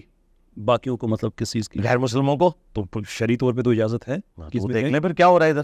اگر جرم ہوا تو اس کا مطلب یہ تو دیکھیے وہ تو ایک جرم ہے نا. اور ہم اسے جرم کیوں کہتے ہیں؟ اس لیے کہ ہمیں جناح کے پاکستان کا کلیئر آئیڈیا ہے. جب اس پریکٹس کو ہم اس کے اگینسٹ بس یہ چیز ہو جائے تو پھر مسئلہ ختم, میرا اور آپ کا جھگڑا ختم. میں ہاں جی, بالکل تو جرم ہے. ٹھیک ہے, لیکن میں پھر وہیں آؤں گا کہ جو اسلامک ریاست کے یا خلافت کے کسٹوڈین ہیں نا, ان کے نزدیک جو پاکستان انہوں نے محمد علی جناح نے بنایا تھا پروگریسو ڈیموکریٹک ویلیوز کے اوپر, وہ تو اسے کفر سمجھتا ہے. دیکھیں اگر آپ مودودی یہ کاش ان کو نہیں, مودودی صاحب کی نہیں, مودودی صاحب تو اب چلے گئے اللہ کے پاس, جو اس وقت دنیا میں موجود ہے علماء. میں غلط فہمی دور کرنا چاہتا ہوں کہ یہ جو بات آپ نے کہی ہے بہت سے لوگ ہمارے اس سیکولر طبقے میں بھی کہتے ہیں کہ مودودی صاحب تو اس کو نہیں ٹھیک سمجھتے تھے. سوال یہ ہے کہ کروڑوں لوگوں کی محنت جو کہ ایک اسلامی ریاست بنانے جا رہے تھے ورسز مودودی صاحب کا یہ اختلاف ریاست کے قیام پہ نہیں, میتھڈولوجی پہ کہ جس کو آپ اسلامی کہتے ہیں وہ اس سے بہتر ایسے ہو سکتی ہے. جی جی جی, یعنی کہ وہ بھی اس کو یہ نہیں کہتے تھے کہ غیر اسلامی ہے, وہ یہ کہتے تھے کہ اصل میں اسلام یہ ہے. جی جی. اور اس کے بعد جب پاکستان بن گیا تو یہ مودودی صاحب کے الفاظ تھے کہ اچھا آپ نے اسلام کے نام پہ ریاست بنا لی ہے نا, تو اب اس کو اسلام کے نام پہ چلائیں. یعنی کہ وہ کبھی بھی یہ نہیں کہتے تھے اسلام کے نام پہ نہیں بنا, وہ یہ کہتے تھے کہ آپ کے پاس وہ لیجٹمیسی نہیں ہے, آپ کی وہ تحقیق نہیں ہے اسلامی کہ آپ وہ بنا سکیں وغیرہ, کہ آپ باہر سے پڑھ کے ہیں. ٹھیک ہے, وہ اپنی جگہ پہ ایک اور بات تھی, but that is not to say کہ جو آئیڈیا تھا کہ ہم نے اسلامی ریاست بنانا ہے اس پہ کوئی کمپرومائز تھا. تو اگین میں یہ چاہتا ہوں کہ آپ کی طرف سے بالکل کلیریفائی, یہ بالکل میری طرف سے کلیئر ہے, اور اس جملے کے ساتھ کلیئر ہے کہ جو ہمارا مذہبی طبقہ جس کو اسلامی نظام کہتا ہے اس کے تحت تو بالکل پاکستان نہیں بنا ہوا. جسے یہ اسلامی نظام کہتے ہیں یہ ڈیموکریسی کو کفر کہتے ہیں, یہ کہتے ہیں خلیفہ اوپر آ کے بیٹھے گا, اور وہ جو جس طریقے سے ان کے نزدیک تو ابھی بھی کفر ہے. ہاں میرے نزدیک تو مسلمان. تو خلافت میں کیا ایشو ہے؟ خلافت کس فرقے کی؟ doesn't have to be کسی نہ سرکار, اگر وابیوں کی آئے گی تو سب سے پہلے دربار ٹوٹیں گے نا. یہ ایک مفروضے کی حد تک, یہ مفروضہ نہیں, پریکٹیکل ہے. پریکٹیکل میں آپ کو بتا دوں سعودیہ میں 1926 میں جب وابیوں کی حکومت آئی ہے تو انہوں نے سارے مزارات سلطنت عثمانیہ کے گرا دیے. تو یہاں پہ بھی جب وابیوں کی حکومت آئے گی تو داتا دربار بھی, پاک پتن بھی, سارا کچھ گرے گا. نہیں, میں آپ سے یہی کہہ رہا ہوں کہ ہمارے 22 نکات میں ان ساری چیزوں کو سیکیورٹی ہے. کیا ایک مفروضہ ہے کہ میں ایسے اسلامی نظام کے لیے اللہ تعالیٰ مجھے کبھی نہ چنے جس میں ان چیزوں کو سیکیورٹی ہے کہ جو غیر اسلامی چیزیں. تو پھر آپ یہ کہیں نا کہ ہونا وہ چاہیے جو قرآن و سنت میں, قرآن و سنت کے ایگزیکٹلی وہی لکھا ہوا ہے, اور اس کے علاوہ جتنا میں سب ختم کر دیں, ختم ہونا چاہیے. پرابلم یہ ہے کہ آپ تو سارے کے سارے مسالک کو غلط کہتے ہیں. تو پھر اگر کوئی خلافت کا نظام ایسا آ جائے کہ جس میں خلیفہ ہوں انجینئر محمد علی مرزا صاحب, اور وہ بائی فورس کوش کر کے رکھتے سارے مسالک, نہیں میں ایسا نہیں کروں گا, میں رائے عامہ ہموار کروں گا, اور میجارٹی کو میں اسلامک ڈیموکریسی میں بلیو کرتا ہوں. جب تک میجورٹی اس چیز کو ایکسیپٹ نہیں کرتی, جس طرح قریش مکہ نے خود جب اپنے ہاتھوں سے بت توڑے ہیں تب نبی علیہ السلام نے توڑایا, ورنہ آپ علیہ السلام نے پوری زندگی اس کعبے کی طرف رخ کر کے نماز پڑھی ہے سوائے آخری 3 سال کے جس میں بت رکھے ہوئے تھے. صحیح بات, گریلا وار نہیں. میں ایگری کرتا ہوں. ہاں جی, تو میں رائے عامہ وار کروں گا, میرا بھی ہے, لیکن جب تک رائے عامہ وار نہیں ہوتی ہے میں کبھی یہ رسک نہیں لوں گا کہ بریلوی دیوبندی اہل حدیث کی حکومت آ. میں آپ کو اپنا ویوز بتا دیتا ہوں. میں یہ سمجھتا ہوں کہ جمہوریت لبرل ڈیموکریسی نہیں, لبرل ڈیموکریسی کے میں ہمیشہ خلاف ہوں. ٹھیک ہے, لبرل ڈیموکریسی میں صرف لبرل ویلیوز کی پریزرویشن ہوتی ہے, اس کے علاوہ آپ مار دیں, جنگ کر دیں, کچھ بھی کر دیں, سب جائز ہے. یہی وجہ ہے کہ لبرل وارفیئر دنیا میں سب سے زیادہ ہے. میں یہ سمجھتا ہوں کہ لوگوں کے پاس یہ رائے یہ ہونی چاہیے, یہ حق ان کے پاس ہونا چاہیے. اور آپ ہی کا جملہ بڑا زبردست ہے کہ آپ اس پہ جمہوریت کر سکتے ہیں کہ افطار میں آپ نے کیا کھانا ہے, یہ نہیں ہو سکتا کہ حلال ہوگا یا حرام ہوگا, وہ تو طے ہو گئے ہیں. اب ہم جمہوریت کو استعمال کرتے ہوئے اگر کل پاکستان کے لوگ اس نتیجے پہ آتے ہیں کہ بھائی ہم نے یہ سارا سسٹم دیکھ لیا ہے, اس میں ہماری کوئی سیکیورٹی نہیں ہے, ہم نے جمہوری طریقے سے خلافت لے کے آنی ہے, ایک پارٹی لانچ کرنی ہے جس کا مینیفیسٹو لوگوں کے پاس جائے گا, رائے عامہ ہموار ہوگی, وہ کرنٹ سسٹم کے تحت الیکشن لڑے گی, الیکشن جیتنے کے بعد پاکستان کا کانسٹیٹیوشن چینج کر کے خلافت کو لے کے آئے گی. آپ کا اس پہ کوئی اعتراض؟ خلافت کس فرقے کی؟ جب رائے عامہ آ گئی ہے تو فرقہ تو ختم ہو گیا نا. نہیں کیسے, کہ ان کو تو ووٹ دینے والے اہل حدیث بھی ہوں گے, اہل تشیع بھی ہوں گے. نہیں ایسے ہوگے نہیں, جو اسلام کا نام لیں گے تو پھر جماعتیں ہوں گی. اگر یہی اتنی سادہ بات ہے تو مولانا فضل الرحمان صاحب کی علیحدہ سے جماعت ہے, انہوں نے ٹی ایل پی کیوں نہیں جوائن کر لی ہوئی ہے؟ ٹی ایل پی بریلویوں کی جماعت ہے, اہل حدیث کی جمعیت اہل حدیث ہے. پریکٹیکل ہے یہ. اگر خوابوں کی دنیا میں ہم رہنا چاہتے ہیں ضرور رہیں, یہ ویژول تھنکنگ ہے, اس میں ہم جس طرح امیین بھی رہتے تھے ہم ضرور رہیں. پریکٹیکل یہ مجھے بتائیں کہ یہ وہ جماعت ہے جس میں تمام مکاتب فکر کے لوگ اپنے اپنے عقائد کے ساتھ موجود ہیں, تو معذرت کے ساتھ وہ وہی جماعتیں نکلیں گی جن کو آپ سیکولر جماعتیں کہتے ہیں. پرابلم یہاں پہ یہ ہے انجینئر صاحب کہ this makes you very dangerous man. کیونکہ آپ کسی بھی آدمی سے کریں کہ اگر اس طرح سے ہو جائے کہ سارے لوگ اکٹھے ہوئے کہتے ہیں بھائی ہم فرقوں سے تنگ ہیں, ہم نکل رہے ہیں اس نظام سے, ہمیں ایک خلیفہ چاہیے جو ہمارے مسالے کو پریکٹس کرنے کی آزادی دے دے, اس کا سمپل جواب یہ ہونا چاہیے کہ ہاں بالکل اس کو تو ایکسیپٹ کیا اور نہیں تو مانتے ہیں نا, لیکن ہم یہ کہتے ہیں تھیوریٹیکل ہے. لیکن آپ یہ کہتے ہیں ایسا ہو نہیں سکتا. اب پرابلم یہ ہے کہ لوگ اگر اس کے قریب بھی جانا چاہیں تو آپ کی بات سن کے کہ نہیں یار انجینئر صاحب نے کہا نہیں ہو سکتا, ملینز میں آپ کی نہیں میں یہ آپ پورا جملہ لے لیں. اچھا ہو گیا آپ نے کاؤنٹر کوشچن یہی کر دیا, بعد میں نہیں کوئی وی لاگ بنا دیا. میں یہ کہہ رہا ہوں کہ یہ اتنا مشکل کام ہے کہ اس وقت پریزنٹ ورلڈ کے اندر یہ پاسبل نہیں ہے, کیونکہ پھر کیا ہے, اس کے لیے کوشش کی جانی ہوگی, اور وہ کوشش یہ ہوگی کہ آپ نے فرقہ واریت کے خلاف کام کرنا ہے. میں آپ کو خوشخبری دے سکتا ہوں. اچھا, میں نے پاکستان میں بھی ایک ارلی سٹیجز پہ موومنٹ لانچ کی ہے دی ریوائولسٹ کے نام پہ. ہمارا ایک کام یہ ہے کہ ہم یہ جتنا بھی ہے نا یہ 1000 سال پہلے خوارزمی نے یہ کیا وہ ختم کریں, اس بات کو دوبارہ سے سائنٹسٹ پیدا کرنا شروع کریں. نمبر 2 اپنے کلچر کو ہم ریوائیو کریں کہ جو ہمارا یہ سیکولر ہوتا جا رہا ہے ٹی وی میڈیا کے ذریعے. اور تیسرا یہ ہے کہ ہم یونیورسٹیز میں جا کے ایکچوئل تھاٹ لیڈنگ ہم کام سٹارٹ کریں. اس موومنٹ میں پاکستان کے سارے مسالک کے بچے ہیں اور وہ سارے کے سارے اس چیز پہ اکٹھے ہیں کہ ہمیں اوپر سے ایک یونٹی چاہیے, اندر سے ہم کرتے کوئی تکفیر کسی پہ کوئی کچھ نہیں کرے گا. یہ جو ہمیں یہ وہ اسٹوڈنٹس ہیں, یہ وہ بچے ہیں جنہوں نے آگے چل کے پاکستان کا نظام سنبھالنا ہے. ابھی جو ہماری آڈینس بنی ہوئی ہے پاکستان میں, یہ سارے وہ لوگ ہیں کہ جو بھی ایج کے سیکنڈ اننگ کے بھی بالکل اینڈ پہ جا چکے ہیں.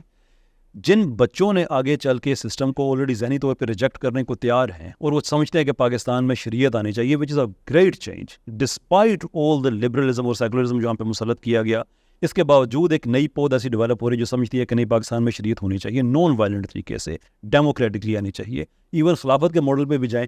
تو بہتر نہیں ہے کہ ہم ان لوگوں کو انفرنچائز کریں بجائے اس کے کہ میں تو سپورٹ کروں گا, اور انشاءاللہ تعالیٰ ان کے راستے کی سب سے بڑی رکاوٹ علماء اور فرقے, اور جن کو آپ کہتے ہیں 1857 کے بعد وہ دین کے امین ہیں, وہی بنیں گے, اور انشاءاللہ انہی میں سے غازی پیدا ہوں گے.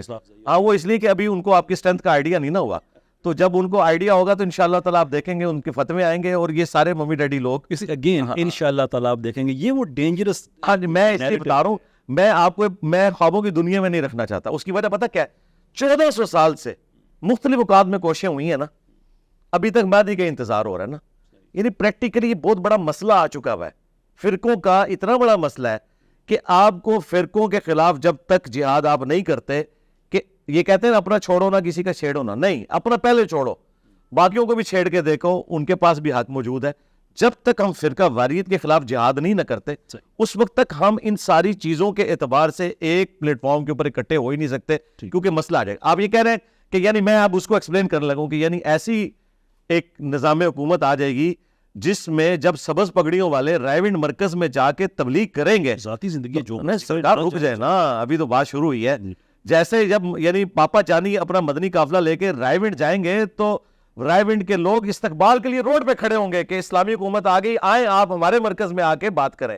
اور رائے ونڈ والے جب مرکز کراچی مدینہ جائیں گے تو وہ ان کو ریسیو کرنے کے لیے بھی آپ تیار بیٹھے ہوں گے. یہ ہوگا اس میں نہیں, اس میں یہ نہیں ہوگا. اس میں یہ ہوگا کہ جیسے آپ کہتے ہیں نا کہ سیکولرزم بہتر اس حوالے سے کہ لوگوں کی آزادیاں ہیں, یہ وہ بھائی یہ آزادیاں آپ مسالے کو نہیں دے سکتے کہ وہ رائے ونڈ جائیں نہ جائیں. ان کی میں آپ سے یہ جملہ سننا شروع تھا, سرکار اسی کے سیکولرزم کی میں نے تعریف کی تھی جو آپ نے کی ہے. تو اگر وہ میں آپ کے ساتھ نہیں, وہ تو اسلامی ہو گیا. دیدی اسلامک سیکولرزم بالکل, سیکولرزم تو اسلامی ہو ہی نہیں سکتا. سرکار اگر ڈیموکریسی اسلامک ہو سکتی ہے, ڈیموکریسی جو آپ نے خود مانا ہے, نہیں ڈیموکریسی اسلامک ڈیموکریسی کی ٹرم ہی ہم نے گوروں سے مستعار لی ہوئی ہے نا. نہیں, اس ماڈرن ورلڈ کے اندر یہ ٹرم جو جمہور کا جو کانسیپٹ ہے یہ تو ہمیں قرآن حدیث سے ملتا ہے. اور سرکار یہ اللہ کی اطاعت کرو, اللہ کے رسول کی اطاعت کرو, اور ان کے جو صاحبان کون ہیں منکم, وہ جو آپ کے اندر امرہم شورا بینہم, آپس کے مشورے سے ان کے پاس آتا ہے. لیکن نہیں وہاں پھر وہ مسئلے کھڑے کر دیتے ہیں. وہ کہتے ہیں جی مولوی کا اور ایک ان پڑھ بندے کا ووٹ برابر نہیں ہوگا. پھر تو ہم ان کو یہ بھی کہتے ہیں, یہ موڈیلٹیز کی بات ہے, یہ تو یو کے میں بھی بحث رہی ہے ہر جگہ پہ. نہیں تو سرکار ادھر ہے نا, وہ کہتے ہیں کہ مولانا فیصلہ کریں گے. یہ تو موڈیلٹیز کی بات ہے نا, وہ ایک اور. اچھا اس میں آپ کی جو اسلامک ڈیموکریسی ہے اس میں ایک انجینئر اور ایک مفتی کا ووٹ برابر ہے؟ بالکل ہے, برابر ہے, ایبسولوٹلی. اچھا ٹھیک ہے. کیوں نہیں؟ تو اس کو تو کفر سمجھتے ہیں ہمارے دیندار جو اس دین کے امین ہے 1857 کے بعد, وہ تو اس کو کفر سمجھتے ہیں. چلے میں آپ سے میں سمجھتا ہوں کہ بہتر جملہ یہ ہو سکتا ہے کہ کچھ اس کو کفر سمجھتے ہیں, کیونکہ یونیورسل پرنسپل نہیں ہے. اگر ہوتا تو کچھ نہیں سمجھتے, جو اسمبلی میں بیٹھے ہوئے وہ نہیں سمجھ, اب بس وہ نہیں سمجھ. چلے اس پہ تو ہاں بالکل. اچھا میں اب کنکلوژن کی طرف جاتے ہیں. 2-3 سوال میرے اور میں آپ سے میں ڈسکس کرنا چاہوں گا, 2-3 پوائنٹس. اچھا میں اس میں ایڈ کر دوں, جو اسمبلیوں میں بیٹھے ہوئے علماء, میں ان کی عزت بھی کرتا ہوں اور ان علماء سے انہیں بہت بہتر سمجھتا ہوں. فیئر انف, ٹھیک ہے, ہم آپ کا جی آ گیا. اچھا, پاکستان میں اب مجھے تھوڑا سا کانٹیکٹ سیٹ کرنے کے لیے تھوڑی سی تمہید مجھے پڑے گی, کیونکہ اگین کرتے ہیں اور لوگ اپنی مرضی کا مطلب دے دیتے ہیں. پاکستان میں ایک طبقہ ایسا ہے کہ جو پاکستان میں سیکولرزم لے کے آنا چاہتا ہے, اسلام کو ریگریسو, آؤٹ آف ڈیٹ, پتھر کے زمانے کی چیز سمجھتا ہے. ان کے بڑے پاورفل سپیکرز بھی ہیں, وہ یونیورسٹیز میں پڑھاتے بھی ہیں, وہ انفلوئنس رکھتے ہیں سوشل میڈیا کی حد تک. پبلک لائف میں کتنا رکھتے ہیں وہ ایک اور چیز ہے, بہرحال سوشل میڈیا کی حد تک ہے. انڈیا میں ہمارے پاس RSS ہے, وہ ان لوگوں سے متفق ہے کہ پاکستان میں سیکولرزم ہونا چاہیے, اگرچہ وہ خود ہندو راشٹر بنا رہے ہیں لیکن پاکستان میں انہیں سیکولرزم اچھا لگتا ہے. وہ انہی لوگوں کے کلپس بھی یوز کرتے ہیں اور وہاں پہ وہ وائلنس کرتے ہیں اگینسٹ مسلمس. عید پڑھتے ہوئے لوگ جو مجبور ہو گئے ہیں کہ مسجدوں عید کی نماز و کھلے میدانوں وہاں پہ نہیں کر سکتے, گھروں میں انہوں نے کرنا شروع کر دیا, وہاں سے بھی ان کو اٹھانا شروع کر دیا ہے. یہ وہ طبقہ ہے کہ جہاں پہ ان کا زور لگتا ہے تو مسلمان کے خلاف یہ زور لگاتے ہیں, جہاں پہ زور نہیں لگ سکتا ہے وہاں زبانی کلامی ہمارے مذہب کو سب کچھ کہہ دیتے ہیں. مشترکہ طور پہ انجینئر محمد علی مرزا صاحب اس طبقے کی ڈارلنگ ہیں, سب آپ کو کوٹ کرتے ہیں. اچھا, اگر یہ جو آپ تصویر کشی کر رہے ہیں نا, ان کو میں وہ ادبی گالی دوں گا کہ اس کے بعد مجھے کوئی جواب دینے کی ضرورت نہیں ہے کہ یہ سب کے سب لوگ ہٹلر کی شیطانی اولاد ہیں, ٹھیک ہے, جو یہ کر رہے ہیں. ایون جو انڈیا میں آپ کو کوٹ کیا جاتا ہے, میں نے آپ کو کیٹاگوریکل کہہ دیا کہ جو بھی اس قسم کی حرکت کر رہا ہے نا وہ ہٹلر کی شیطانی اولاد ہے, کیونکہ ان کے لیے سب سے بڑی گالی یہ ہے کہ انہیں ہٹلر یا مسولینی کا فالوور کہا جائے, تو اس سے بڑی میں کوئی گالی دے نہیں سکتا تھا. آپ سے یہ ایکسپیکٹ کیا جا سکتا ہے کہ آپ اپنے آنے والے پروگرامز میں کچھ ایسا ڈیڈیکیٹ کر کے اپنے آپ کو ڈسٹنس کریں, تو بڑی ڈینجرس چیز ہے. سرکار, آپ کی اس پوڈ کاسٹ کے بعد مجھے مزید ڈسٹنس کرنے کی کیا ضرورت ہے؟ میں یہ سمجھتا میں ایک چیز کلور, یعنی ایک دیکھیں, ہر چیز میں نے کھول کے بیان کیا اور اسے ایکسپلور ادھر سب کے سامنے کر دیا, ایک جگہ پہ اسی پوڈ کاسٹ میں اویلیبل ہوگا, ورنہ پھر کلپ کٹنے شروع ہو جائیں گے. میں سمجھتا ہوں کہ آپ کو پھر بھی کرنا چاہیے, لیکن میں آپ کو بتاؤں پاکستان میں بھی RSS موجود ہے. بالکل ہے, ایسا نہیں ہے کہ نہیں ہے. میرے پہ پاکستان کی RSS نے 5 دفعہ مرڈر اٹیمپٹ کی ہے, ایچ اینڈ ایوری ٹائم میں اس کو کنڈیم کرتا ہوں. یہی مسئلہ ہے نا, یہ نہیں ہونا چاہیے. تو مسئلہ تو ہر جگہ موجود ہے نا, لیکن یہ جسٹیفیکیشن نہیں ہو سکتی. نہیں, غلط ہے نا. وہاں پہ دیکھیں, جو بندہ افیکٹو ہے سسٹم کا, ٹھیک ہے, تو وہ کیسے اسے سپورٹ کر سکتا ہے؟ فرق اگر میں پاکستان کی RSS کا خلاف ہوں تو جو بت پرستوں کی RSS ہے تو میں اس کا تو 1000 ٹائم اس کے خلاف ہوں گا نا. پرابلم یہ ہے کہ یہاں پہ 5 دفعہ آپ پہ اٹیمپٹ ہوئی تو ہم اسے کہتے ہیں کہ 5 دفعہ جرم کیا گیا. وہاں پہ اٹیمپٹ کرانے والے ان کی عدالتوں میں بیٹھے ہیں, ان کی گورنمنٹ میں بیٹھے ہیں, ان کا وزیر اعظم بیٹھا ہوا ہے, وہ سسٹمیٹکلی ہو رہا ہے. وہاں پہ آپ جس مسلمان کو زندہ جلا کے ویڈیو بنائی ہے اس کو وہ اسمبلی کو ٹکٹ دے رہے ہیں. بالکل غلط کر رہے ہیں, اور ہم بھی یہی چاہتے ہیں کہ پاکستان میں ایسے لوگ کبھی بھی حکومت میں نہ آئے اور اس طرح کی اسلامی حکومت کبھی بھی نہ بنے. کبھی ہمارا پاکستانی ان کو آنے بھی نہیں دے گا. That's a strength. یہ بہت بڑا حق ہے. دہشت گردی ساری جگہ پہ ہے لیکن پاکستان میں دہشت گرد کو مجھے بتائے, یہ جو سوات کے علاقے میں ٹنلز کھودی گئی ہیں, یہ کن لوگوں کی حکومتوں میں ان لوگوں کو وہاں پناہ گاہیں دی گئی ہیں جنہوں نے بعد میں ہمارے فوجیوں کو قتل کیا؟ وہ کون لوگ تھے؟ کسی سیکولر جماعت کی حکومت نہیں تھی, مذہبی جماعتوں کی حکومت تھی. لیٹس کنڈیم دیم, کیونکہ اسلام میں معیار مذہبی جماعت نہیں ہوتا, اسلام بذات خود میں. تو مسئلہ یہ ہے کہ جب مذہبی جماعتیں سارے فرقوں کی ایک جگہ جمع ہو کے اپنا ایک نشان رکھیں اور اسے قرآن سے تشبیہ دے کے ایک صوبے کی حکومت حاصل کریں, اور اس دور کے اندر نان اسٹیٹ ایکٹر وہاں ٹنلز کھودیں اور بعد میں وہ ہماری عوام کو قتل کریں, تو پھر ہم یہ کہنے میں تو حق بجانب ہے نا. یہ تو اب چیزیں کلیئر ہو چکی ہوئی ہیں. نہیں, میرا خیال ہے کہ حق بجانب اس طرح سے اس لحاظ سے نہیں ہے کہ یہ وہ سارے کا سارا سیکولر نیریٹو ہے جس کو بڑے پیمانے پہ ڈی بنک کر دیا گیا ہے. لیکن جب آپ اشارتاً یہ بات کہہ کے آگے گزر جائیں گے تو ہزاروں ذہنوں میں تشکیک آ جائے گی کہ یہ اگر مسلمان سارے اکٹھے ہو جائیں گے تو پھر تو یہ ہماری اپنا پاکستان پہ حملے ہوں گے اور دہشت گردی ہوگی, یہ ہوگی. آپ کی باتوں سے امپلائی یہ ہوتا ہے. نہیں, میں یہ کہہ رہا ہوں کہ ایسی امبریلا کے انڈر ہونا چاہیے, یعنی FATF حافظہ اللہ تعالیٰ کے انڈر ہونا چاہیے. اس کی وجہ یہ ہے کہ یہ ہمیں گوروں نے آگے بتایا نا کہ بھائی اپنا قبلہ درست کرو. ہمیں تو پہلے ضرب عزم اور رد الفساد کا تو خیال نہیں نہ آیا, لیکن جب ہم لوگ قتل ہو رہے تھے, ہمارے فوجی قتل ہو رے تھے, ہماری عوام الناس ان نان اسٹیٹ ایکٹرز کے ہاتھوں قتل ہو رہی تھی, اس وقت تو ہم کہہ رہے تھے کہ یہ ہمارا اثاثہ ہے, یہ لوگ نان اسٹیٹ ایکٹر. پاکستان کی FATF میں جب ہم گئے تھے تو پاکستان میں ان جن لوگوں کی حکومت تھی, کچھ اپنے آپ کو کھلے عام کہہ رہے تھے کہ ہم تو سیکولر پاکستان چاہتے ہیں, اور کچھ پاکستان میں بیان اور دیتے تھے اور امریکہ میں جا کے کہتے تھے کہ وی آر مور لبرل, باقی جو ہے وہ لبرل ریلیجس لوگ ہیں, ہم لبرل ہیں. تو اگر FATF میں ہم گئے ہیں تو وہ ہماری کسی ریلیجس پارٹی کی وجہ سے تو نہیں گئے ہیں, یہ بینک اکاؤنٹ کھولنا یہ پاکستان میں مسئلہ بن گیا ہے اس وجہ سے کہ ہمارا یہ سیکولر ٹینڈنسیز رکھنے والی جو گورنمنٹس ہیں سکسیس وجوہات رہی ہیں ساری ہیں. میرے لیے سب برابر اس لیے ہے کہ میں نے ٹرانسجینڈر ایکٹ کا جو کیس ہے وہ ان تینوں جماعتوں کے خلاف 20-22 لوگوں کے ساتھ مل کے ان کے خلاف لڑا ہوا. میرے لیے کوئی فرق نہیں ہے, میرے لیے تینوں کی تینوں میجر پارٹیز ایک جیسی ہی ہیں. But the point I am making is کہ آج پاکستان میں عام آدمی کا بینک کھولنا اس لیے مشکل ہو گیا ہے کہ FATF نے اتنی پابندیاں لگا دی ہیں کہ جب نہیں لگی تو ان لوگوں نے اپنی TTs اور یہ ملین ادھر اور فلاں چوکیدار. میں ایگری کرتا ہوں اس کے ساتھ, یہ لوگ مجھے اس میں بھی مذہبی پارٹی کا خیر. اچھا میں جو آپ سے بات کر رہا تھا کہ اگر ہم آپ سے یہ توقع کریں, اور یہ میں توقع اس لیے کہہ رہا ہوں کہ مجھے انڈیا سے بہت سے لوگوں کے میسیجز آتے ہیں, کچھ اور لوگوں کے نام ہیں وہ میں یہاں پہ نہیں لوں گا کہ اپنا دفاع کرنے کے لیے موجود نہیں ہے, لیکن آپ کا بھی نام ہے کہ RSS کے لوگ وہاں پہ آپ کے کلپس کاٹ کے وہاں پہ کہ دیکھو تمہارے پاکستان میں یہ وہ آدمی ہے جو بتا رہا ہے تمہارے مدرسوں میں کیا ہو رہا ہے, تمہارا مولوی کیا کر رہا ہے, تم کتنے جاہل ہو, تمہارے علماء کے خلاف بات کر رہا ہے. تو وہاں پہ تو ایک علماء کے ساتھ لوگوں کی ایک محبت اگر فطری نہ بھی ہو تو پولیٹیکل ہے کہ وہی اس سسٹم کو پروٹیکٹ کر رہے ہیں, ان کے علاوہ تو ان کے لیے مسئلہ بن جاتا ہے. ہر آدمی کسی مسجد کسی ادارے سے جڑا ہوا ہے, وہ جسٹیفیکیشن کے طور پہ آپ کا کنٹینٹ یوز کرتا ہے جس میں سمجھتا ہوں کہ آپ جان بوجھ کے ایسا نہیں کر رہے, لیکن آپ کا نام تو بدنام ہو رہا ہے.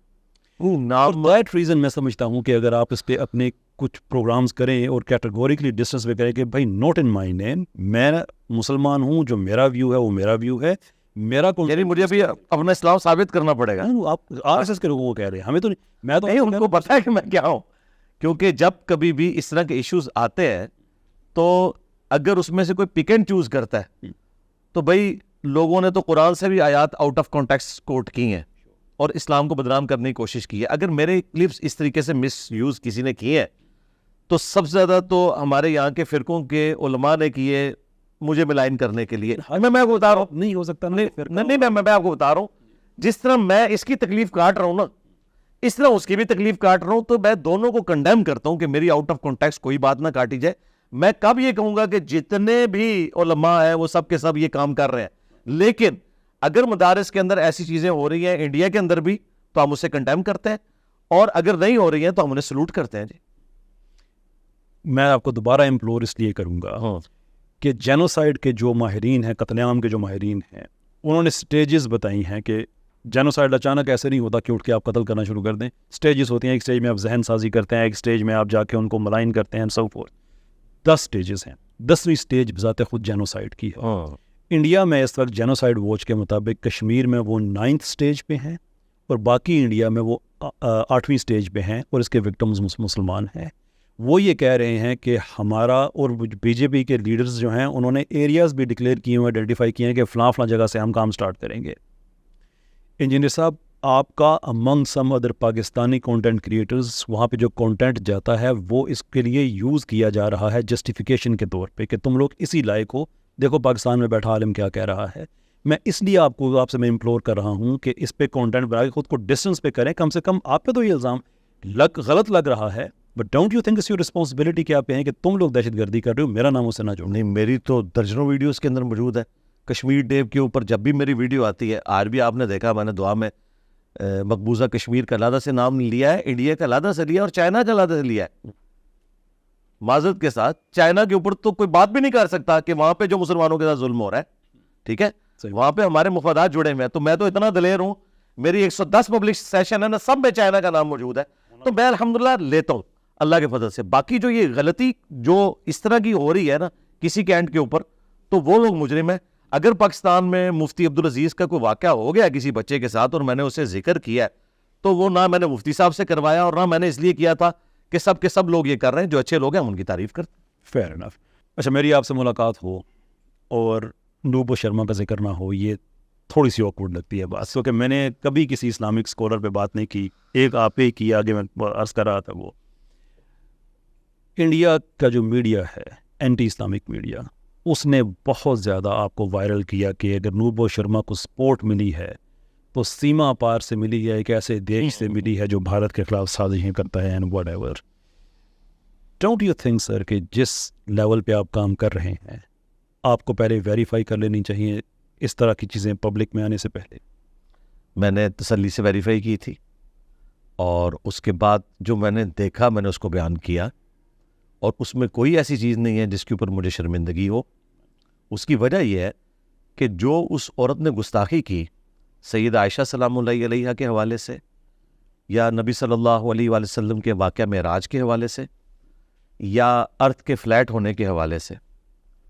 میرے پاس تو بڑا اچھا موقع تھا کہ میں بتاتا کہ کتنے اسلامک اسکالرز ہیں جنہوں نے اس کو اسلام قرار دیا ہوا ہے، ارتھ کے فلیٹ ہونے کو اور ساکن ہونے کو۔ میں نے ان کو نہیں رگڑا لگایا، بلکہ میں نے اسے کلیریفیکیشن دی کہ قرآن کی اس آیت کا مطلب یہ ہے، یہ ہے، یہ ہے۔ جو اس نے گستاخیاں کی تھی ان کا میں نے علمی جواب دیا۔ اگر میں ان باتوں کا جواب نہ دے رہا ہوتا اور صرف اس پورشن کو لیتا جس کو انہوں نے ہائی لائٹ کیا ہے، تو پھر تو میں مجرم ہوتا۔ میں نے تو پوری بات کی، اور میں نے اسلام کا کنسیپٹ سامنے رکھا کہ اسلام میں یہ ہے کہ وَلَا يَجْرِمَنَّكُمْ شَنَآنُ قَوْمٍ عَلَىٰ أَلَّا تَعْدِلُوا اعْدِلُوا هُوَ أَقْرَبُ لِلتَّقْوَىٰ۔ کسی قوم کی دشمنی تمہیں اس پہ نہ ابھارے کہ تم انصاف کا راستہ چھوڑ دو۔ نمبر 2، میں نے سورۃ المائدہ اور سورہ نساء سے آیت کوٹ کی کہ جہاں پہ اسلام کی یا پیغمبر اسلام کی یا قرآن کی گستاخی ہو رہی ہو، وہاں پہ تم نے بیٹھنا بھی نہیں ہے، وہاں سے اٹھ جانا ہے۔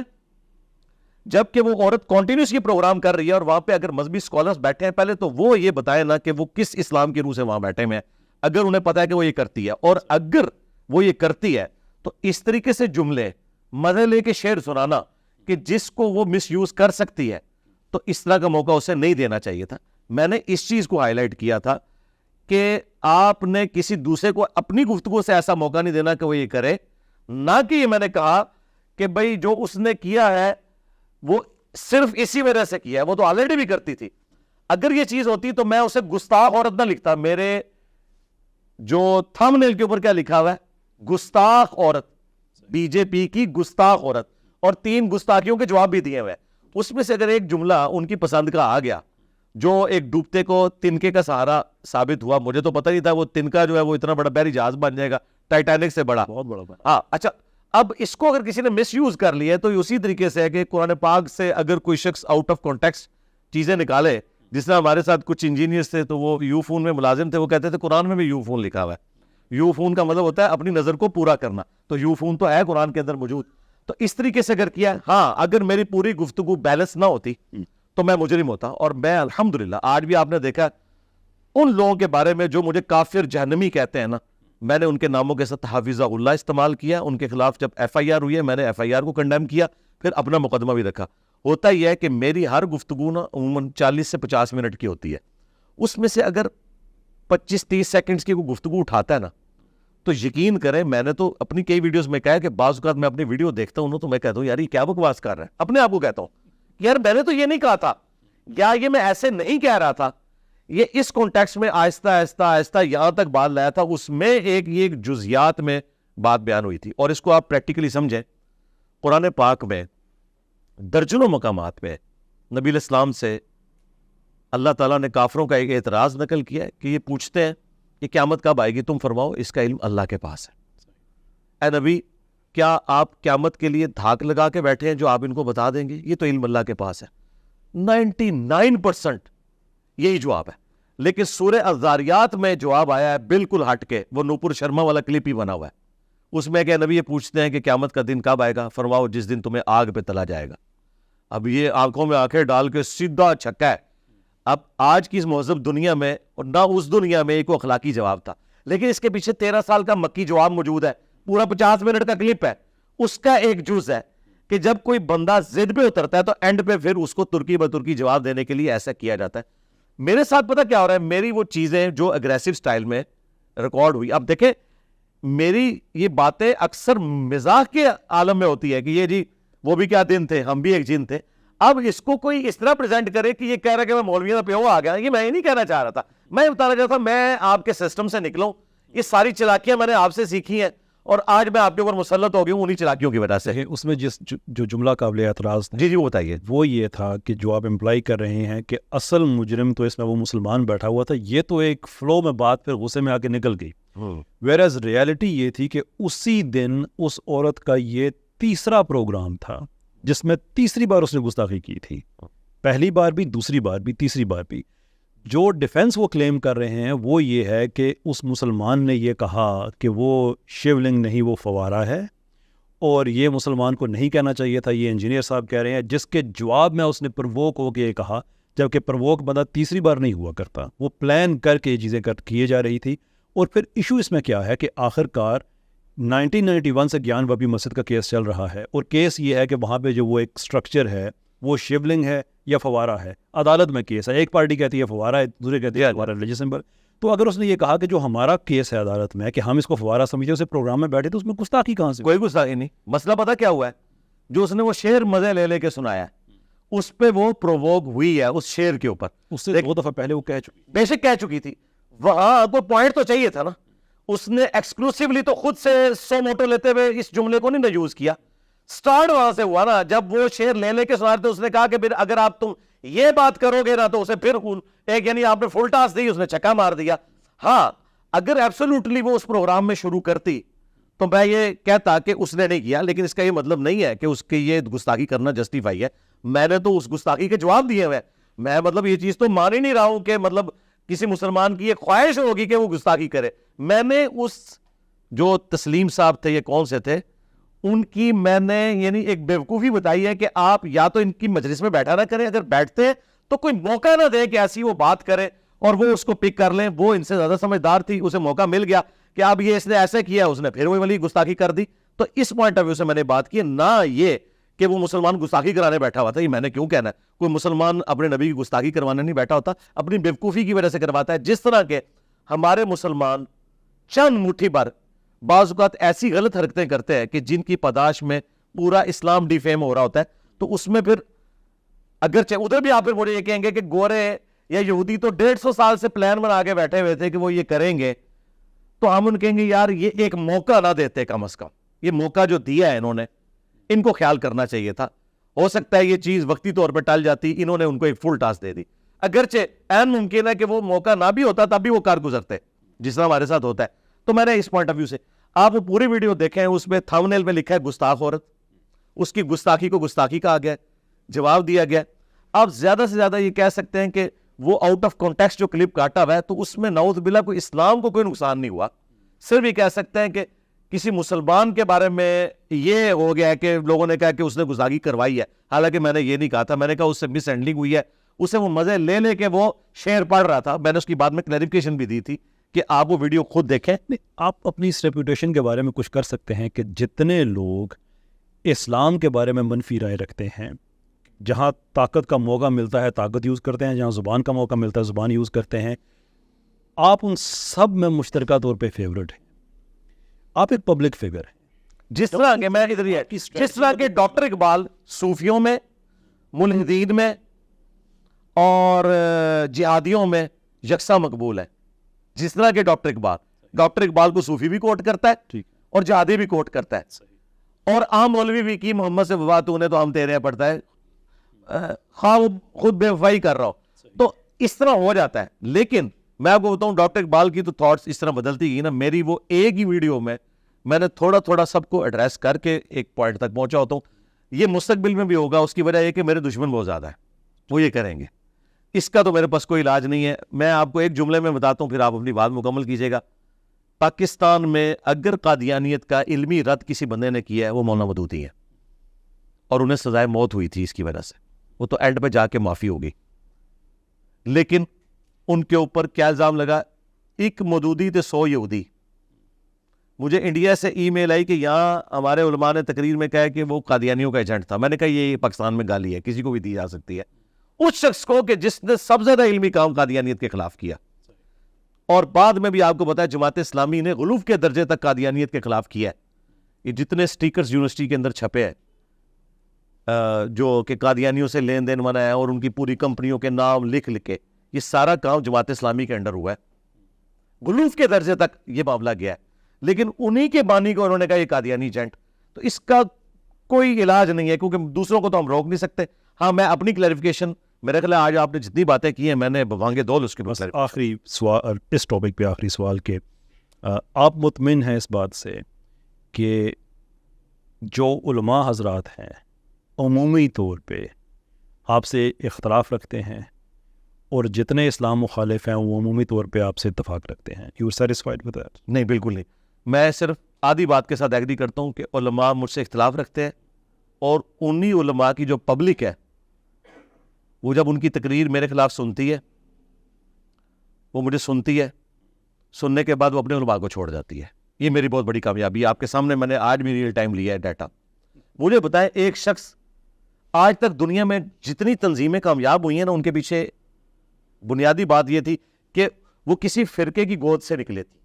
تبلیغی جماعت آج اگر 168 ممالک میں پھیلی ہوئی ہے نا وہ دیوبند سے نکلی تھی. کروڑوں فالوورز کو پہلے ہی موجود تھے, مسجدیں ان کے پاس پلیٹ فارم موجود تھے. دعوت اسلامی اگر 40 سالوں میں اتنی کامیاب ہوئی کہ 150 ملکوں میں ان کا کام ہوا, پہنچ گیا, تو اس لیے کہ دنیا میں بریلویت موجود تھی, صوفیت موجود تھی. یار میری تو کوئی مسجد نہیں تھی, الٹا میں ان ساروں کے ساتھ ٹکر لے کے اکیلا کھڑا ہوا. یہ سچائی کی طاقت تھی کہ ان کی عوام ان سے تقریریں سن کے جب مجھے سنتی ہے, مثلا میرے نام میں مرزا کی وجہ سے انہوں نے قادیانی کہا, آپ کے علماء جن کے لیے آپ نرم گوشہ رکھتے ہیں ان کے گمراہ ہونے کے لیے یہی کافی ہے کہ انہوں نے میرے نام میں مرزا ہونے کی وجہ سے مجھے بار بار قادیانی کہا. میری نظر میں ایسے علماء کو میں کیسے سمجھوں کہ یہ اللہ تعالیٰ کے ریپریزنٹیٹیو ہے, جبکہ میں اس ادارے میں 19 گریڈ میں ریٹائر ہوں جہاں کوئی قادیانی جاب بھی نہیں کر سکتا, اور میں جب بھی غلام محمد قادیانی دجال کا نام لوں میں دجال کہہ کے کہوں. اور جو آج میں نے ایک بات کی تھی, جتنے لوگ ختم نبوت تحریکیں چلا رہے ہیں, مجھے ان کی کوئی 2 ویڈیوز نہیں 3 ویڈیوز, ایک ویڈیو دکھائے جس میں انہوں نے لسٹ کیا ہو کہ غلام محمد قادیانی یہ آیت کوٹ کرتا ہے اس کا جواب یہ ہے, یہ حدیث کوٹ کرتا ہے اس کا جواب یہ. وہ ان کو تو حدیثوں کا پتہ ہی نہیں ہے, تو فقہ کی کتابیں پڑھتے ہیں. میری درجنوں ویڈیوز ہیں غلام محمد قادیانی کے نظریات کو میں نے ایک ایک کر کے ڈسکس کیا. یہ کوئی نہیں ہوتا کہ جی وہ واش روم میں مر گیا تھا, وہ کانا تھا, یہ کوئی علمی رد نہیں ہے, یہ چھوڑ دیں. صحابہ کرام تعاون کے مرض میں مرے ہیں, اتنے بڑے بڑے پھوڑے ان کے اوپر نکلے ہیں, ابو عبیدہ ابن جرح, ٹھیک ہے, لیکن کیا ان کے مرتبہ ختم ہو گیا؟ یہ کوئی دلیل نہیں ہوتی, علمی رد کرے. میں نے کیا, اس کے باوجود آج بھی وہ کہتے ہیں قادیانیوں کا سپورٹر. نہیں, وہ اس میں آپ سے اچھا میں بتا رہا ہوں یہ طبقہ وہ ہے. اب میں ان کے لیے نرم گوشہ کیسے رکھوں؟ تو بس وہی بات ہے کہ پیڑ پا لیا انہوں نے, تو ٹھیک ہے میں بھی اپنی عوام میں بات رکھوں گا, یہ بھی رکھیں, جو ون کرے گا اللہ کی بارگاہ میں. ان کے فالوورز آپ کی طرف آ جاتے ہیں. جی جی جی. کیا یہ امید رکھی جا سکتی ہے کہ پاکستان میں جو سیکولر سوشلسٹ لوگ ہیں آپ کو سننے کے بعد ان کے فالوورز بھی آپ کی طرف آ جائیں گے؟ آئے ہوئے ہیں اسلام پسند. مجھے بتائیں میرے پلیٹ فارم سے آپ نے ان لوگوں کے منہ سے بھی دینی باتیں سنی ہیں جنہوں نے کبھی دین کے اوپر ڈسکشن ہی نہیں کیا. میں اب ان کے نام نہیں لیتا ورنہ پھر لوگ کہیں گے کہ کسی کو, کتنے بڑے بڑے یوٹیوبرز جن کے منہ سے کبھی آپ نے دین کی بات نہیں سنی وہ گاڈ کو ڈسکس کر رہے ہیں میرے پاس بیٹھ کے, ٹھیک ہے, اسلام کو ڈسکس کر رہے ہیں. تو کم از کم یہ ہوا ہے نا, اس اعتبار سے آپ کو بھلے یہ بات بری لگے, میں غامدی صاحب کو بھی نعمت سمجھتا ہوں کہ ایک خاص طبقہ, میں نہیں سمجھتا. اچھا مجھے پہلے معذرت کر لی تھی, اچھا ایک خاص طبقہ جو بالکل دین سے برگشتہ تھا, ایٹ لیسٹ ایک دھاگے سے انہوں نے کانسیپٹ آف گاڈ کے ساتھ لوگوں کو جوڑا, ایک سٹیپ طے کروا دیا, ایک سٹیپ. میں آپ کو بتاؤں, میں پی سی ہوٹل میں بیٹھا ہوا تھا لاہور میں, غامدی صاحب سے ملاقات, وہ وہاں رکے ہوئے تھے, 2020 کی بات ہے. تو ہم لابی میں بیٹھے ہوئے کھانا کھا رہے تھے. میں نے کہا کہ سر میں آپ کی پلیٹ میں آپ کے ساتھ کھانا کھاؤں گا. تو مجھے وہ منظر آج بھی یاد ہے, میں ابھی ایک لقمہ ہی رکھا ہے تو ایک بندہ سامنے اتنی بڑی داڑھی, پینٹ شرٹ پہنی ہوئی, کہتا ہے غامدی صاحب یہ دیکھ رہے ہیں یہ آپ کی وجہ سے. غامدی صاحب کو وہ مخاطب کر کے کہہ رہا ہے کہ یہ جو داڑھی میری دیکھ رہے ہیں یہ آپ کی وجہ سے. میں بڑا حیران ہوا, کہتا ہے میں تو بالکل دین سے برگشتہ تھا, آپ کو سنا خدا کا کانسیپٹ ہے, میں نے آہستہ آہستہ اسلام کو اسٹڈی کیا, اب میں نے داڑھی. غامدی صاحب نے داڑھی نہیں رکھی, اس نے پوری اتنی بڑی داڑھی رکھی ہوئی, اور وہ کہہ رہے ہیں یہ آپ کی وجہ سے ہے. یہ پریکٹیکلی, میں اپنی تو آپ کو ہزاروں مثالیں دے سکتا ہوں لیکن وہ پھر ایک سمجھ لیں کہ ایک شخصیت پرستی ہوگی. میں غامدی صاحب کی آپ کو مثال دے رہا ہوں, یہ پریکٹیکلی میں نے خود دیکھا ہے, نہ وہ اس کو جانتے تھے نہ میں جانتا تھا, لیکن میں آپ کو بتا رہا ہوں کہ ایک ایک سٹیپ طے ہوتا ہے. کتنے جو آپ کے پڑھا لکھا طبقہ ہے وہ ڈاکٹر اقبال سے متاثر ہو کے اسلام کی طرف آیا, اور وہ ڈاکٹر اقبال سے بھی پریکٹسنگ اسلام میں ان کو بھی پیچھے چھوڑ گئے. مثلا ڈاکٹر اسرار صاحب, وہ کہتے ہیں میں 5ویں کلاس کا اسٹوڈنٹ تھا, میرے بڑے بھائی نے مجھے جواب شکوہ لا کے دیا تو یہ شعر میرے دماغ میں چپک گیا. وہ یوں کر کے اشارہ کرتے تھے, وہ زمانے میں معزز تھے مسلمان ہو کر اور تم خار ہوئے تارک قرآن ہو کر. ڈاکٹر اقبال شاید اس جگہ نہیں پہنچ سکے, نہ قرآن کی اتنی بڑی ریولوشن انہوں نے برپا کی کہ پوری دنیا میں قرآن کی درس و تدریس والا معاملہ ہو جو ڈاکٹر اسرار صاحب نے کیا. پھر ان کے شاگرد جو نعمان علی خان صاحب ہیں, پوتا شاگرد, ان کے ذریعے ڈاکٹر فرد ہاشمی جو مولانا مودودی کی آپ سمجھ لیں انڈائریکٹلی شاگرد ہیں, ڈاکٹر اسرار صاحب بھی ان کے شاگرد ہیں.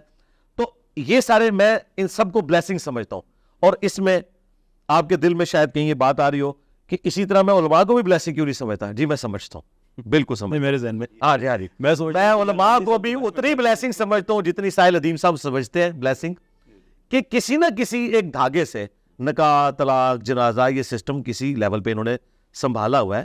اسی میں سے یعنی میں آج جو مسلط ہوا ہوں تو میں نے سب کچھ علماء سے ہی سیکھا ہے نا. مطلب میں نے کوئی گوروں سے جا کے تو قرآن و حدیث کا علم نہیں سیکھا، میں نے انہی کی بکس پڑھی. روایت کی حفاظت. جی جی میں نے بالکل ہاں جی ٹھیک ہے، میں اس کو بالکل کرتا ہوں. اور میں یہ چاہتا ہوں کہ جو انہوں نے حفاظت کی تھی نا وہ الحمدللہ ہمارے تک پہنچی، ہم نے اس پہ عمل کیا. کاش یہ بھی کریں جس طرح نبی علیہ السلام کی حدیث ہے بخاری مسلم میں کہ یہ بات دوسروں تک پہنچا دینا، بسا اوقات جسے پہنچائی جا رہی ہوتی ہے وہ زیادہ یاد رکھنے والا ہوتا ہے بنسبت اس کے جو پہنچا رہا ہوتا ہے. ٹھیک ہے، جس طرح امام بخاری، امام مسلم نان عرب ہے لیکن انہوں نے بات کو زیادہ یاد رکھا. ہم علماء سے بھی امید کرتے ہیں کہ ہم نے آپ کی کتابوں سے لرن کیا، یہ علم سیکھا. کاش آپ بھی اس روایت کے اسی طریقے سے امین بنیں، ہم آپ کو ایڈمائر کرتے ہیں. کمال کی بات ہے. میں صرف غامدی صاحب کے بارے میں ایک جملہ تھا کہ ایک کلیریفیکیشن ہو جائے کہ میرا ان سے کوئی ذاتی ایشو نہیں ہے. ہم جب ویسٹ میں دیکھتے ہیں کہ ہسٹری لوگوں کی یہ کس طرح سے چینج ہوئے، کرسچینٹی سے وہ کس طرح ایتھیزم کی طرف گئے، تو وہ کوئی اوور نائٹ تو نہیں تھا کہ سوئے اور اگلے دن وہ ایتھیسٹ ہو گئے. اس کے درمیان پوری ایک ڈی ازم کی موومنٹ تھی جو کنیکٹ کر رہی تھی. ایک اینڈ پہ کرسچینٹی ہے اور ایک اینڈ پہ ایتھیزم ہے. ڈی ازم کی موومنٹ میں جو دو تھیولوجیکل کانسیپٹس ہیں، ایمیننس اور ٹرانسینڈنس کا، وہ مکس کر دیے گئے تھے کہ ٹرانسینڈنس وہ چیز کہ جس کو آپ کو پتہ ہے کہ وہ ہے لیکن آپ شعوری طور پہ اس کو مکمل طور پہ اس پہ احاطہ نہیں کر سکتے، اپنے علم کو اس پہ محیط نہیں کر سکتے. جیسے ہمیں پتہ ہے کہ اللہ ہے لیکن اپنے علم کو اللہ پہ محیط نہیں کر سکتے. اور ایمیننٹ وہ چیزیں کہ جس کو آپ عقلی اور شعوری طور پہ سمجھ سکتے ہیں. ڈی ازم کی موومنٹ یہ تھی کہ ہر وہ چیز جو ٹرانسینڈنٹ ہے اس کو آپ عقلی اور شعوری طور پہ سمجھنے کی کوشش کریں. اگر نہیں کر سکتے تو آپ اس کو ریفیوز کر دیں، وہ ایگزسٹ نہیں کرتی. وہاں سے لوگ چلتے ایتھیزم سے ہر چیز کو اپنی عقل کے تحت سمجھتے وہ اور طرف نکل گئی ایتھیزم کی طرف. غامدی صاحب کی مجھے ایجوکیشن میں آلموسٹ وہی ریزمبلنس نظر آتی ہے کہ وہ ہر چیز کو کوشش کرتے ہیں کہ عقلی اور شعوری طور پہ سمجھا جا سکے، وچ سمپلی از امپاسبل. بلیف کے بغیر آپ ایون ایتھیسٹ ہیں تو آپ نہیں چل سکتے، آپ کو بلیف کرنا پڑے گا، فیتھ رکھنا پڑے گا، اپنی ایبلٹی میں فیتھ رکھنا پڑے گا کہ آپ فینومنا کی انٹرپریٹیشن ٹھیک کر رہے ہیں. ریلیجس لوگ تو ہیں ہی بلیف والے نا. لیکن میرا ڈس ایگریمنٹ یہ ہے کہ there is far too materialistic interpretation of religion ان کی طرف سے، جو میں سمجھتا ہوں نہیں ہونی چاہیے. جو چیز ٹرانسینڈنٹ ہے اور ٹرانسینڈنٹ، یہی میرا سر سید سے بھی اختلاف ہے جو کہہ رہا کہ اس طرف گیا لیکن واپس نہیں آ سکے. لیکن سر سید تو بہت آگے چلے گئے تھے. غامدی صاحب بھی اسی پڑے. پتہ کیا، جب تک میں نے غامدی صاحب کے بارے میں یہی نظریات رکھتا تھا جب تک میں نے انہیں سنا نہیں. میں آپ کو مشورہ دوں گا، آپ انہیں سنیں. بہت اچھا، عام آدمی سے پوچھے نا تو کہتے ہیں غامدی صاحب پرویزی ہیں، حالانکہ وہ غلام پرویز کو گمراہ انسان سمجھتے ہیں. غامدی صاحب قرآن کے کسی معجزے کا انکار نہیں کرتے اور سر سید ان تمام کی غلط انٹرپریٹیشن کرتا تھا. لیکن مرد اور عورت کا آپس میں ہاتھ ملانا جائز سورہ معاہدہ کے تحت. سرکار اب بات یہ نا، اب یہ اگر بات کھلی نا تو آپ کے دیوبند اور بریلوی علماء شکل نہیں دکھا سکتے. میں آپ کے کیمرے میں اسی کی وجہ سے ہالی ووڈ کی فلم کے اینڈ پہ ایک جملہ چھوڑ دیتے ہیں نا، میں چھوڑ کے جا رہا ہوں کہ غامدی صاحب جو نظریات رکھ رہے ہیں نا، جن سے آپ کو بہت زیادہ اختلاف ہے، جن میں ایک یہ چیز ہے، یا تو ہاتھ ملانے تک بات ہے نا، ہم فقہ حنفی کی کتابوں سے یہ چیز دکھائیں گے اور وہ ان کے شاگردوں نے ڈسپلے کرائیں گے. دیوبند اور بریلوی جو بڑے دشمن بنے غامدی صاحب کہ ان کے نزدیک تو دوسرے کی لونڈی بھی آپ کے پاس آئے نا تو آپ اس کے مطلب وہ بات مجھے کرتے ہوئے یعنی اس کے سینے پہ بھی ہاتھ مار کے سلام دعا کر سکتے ہیں.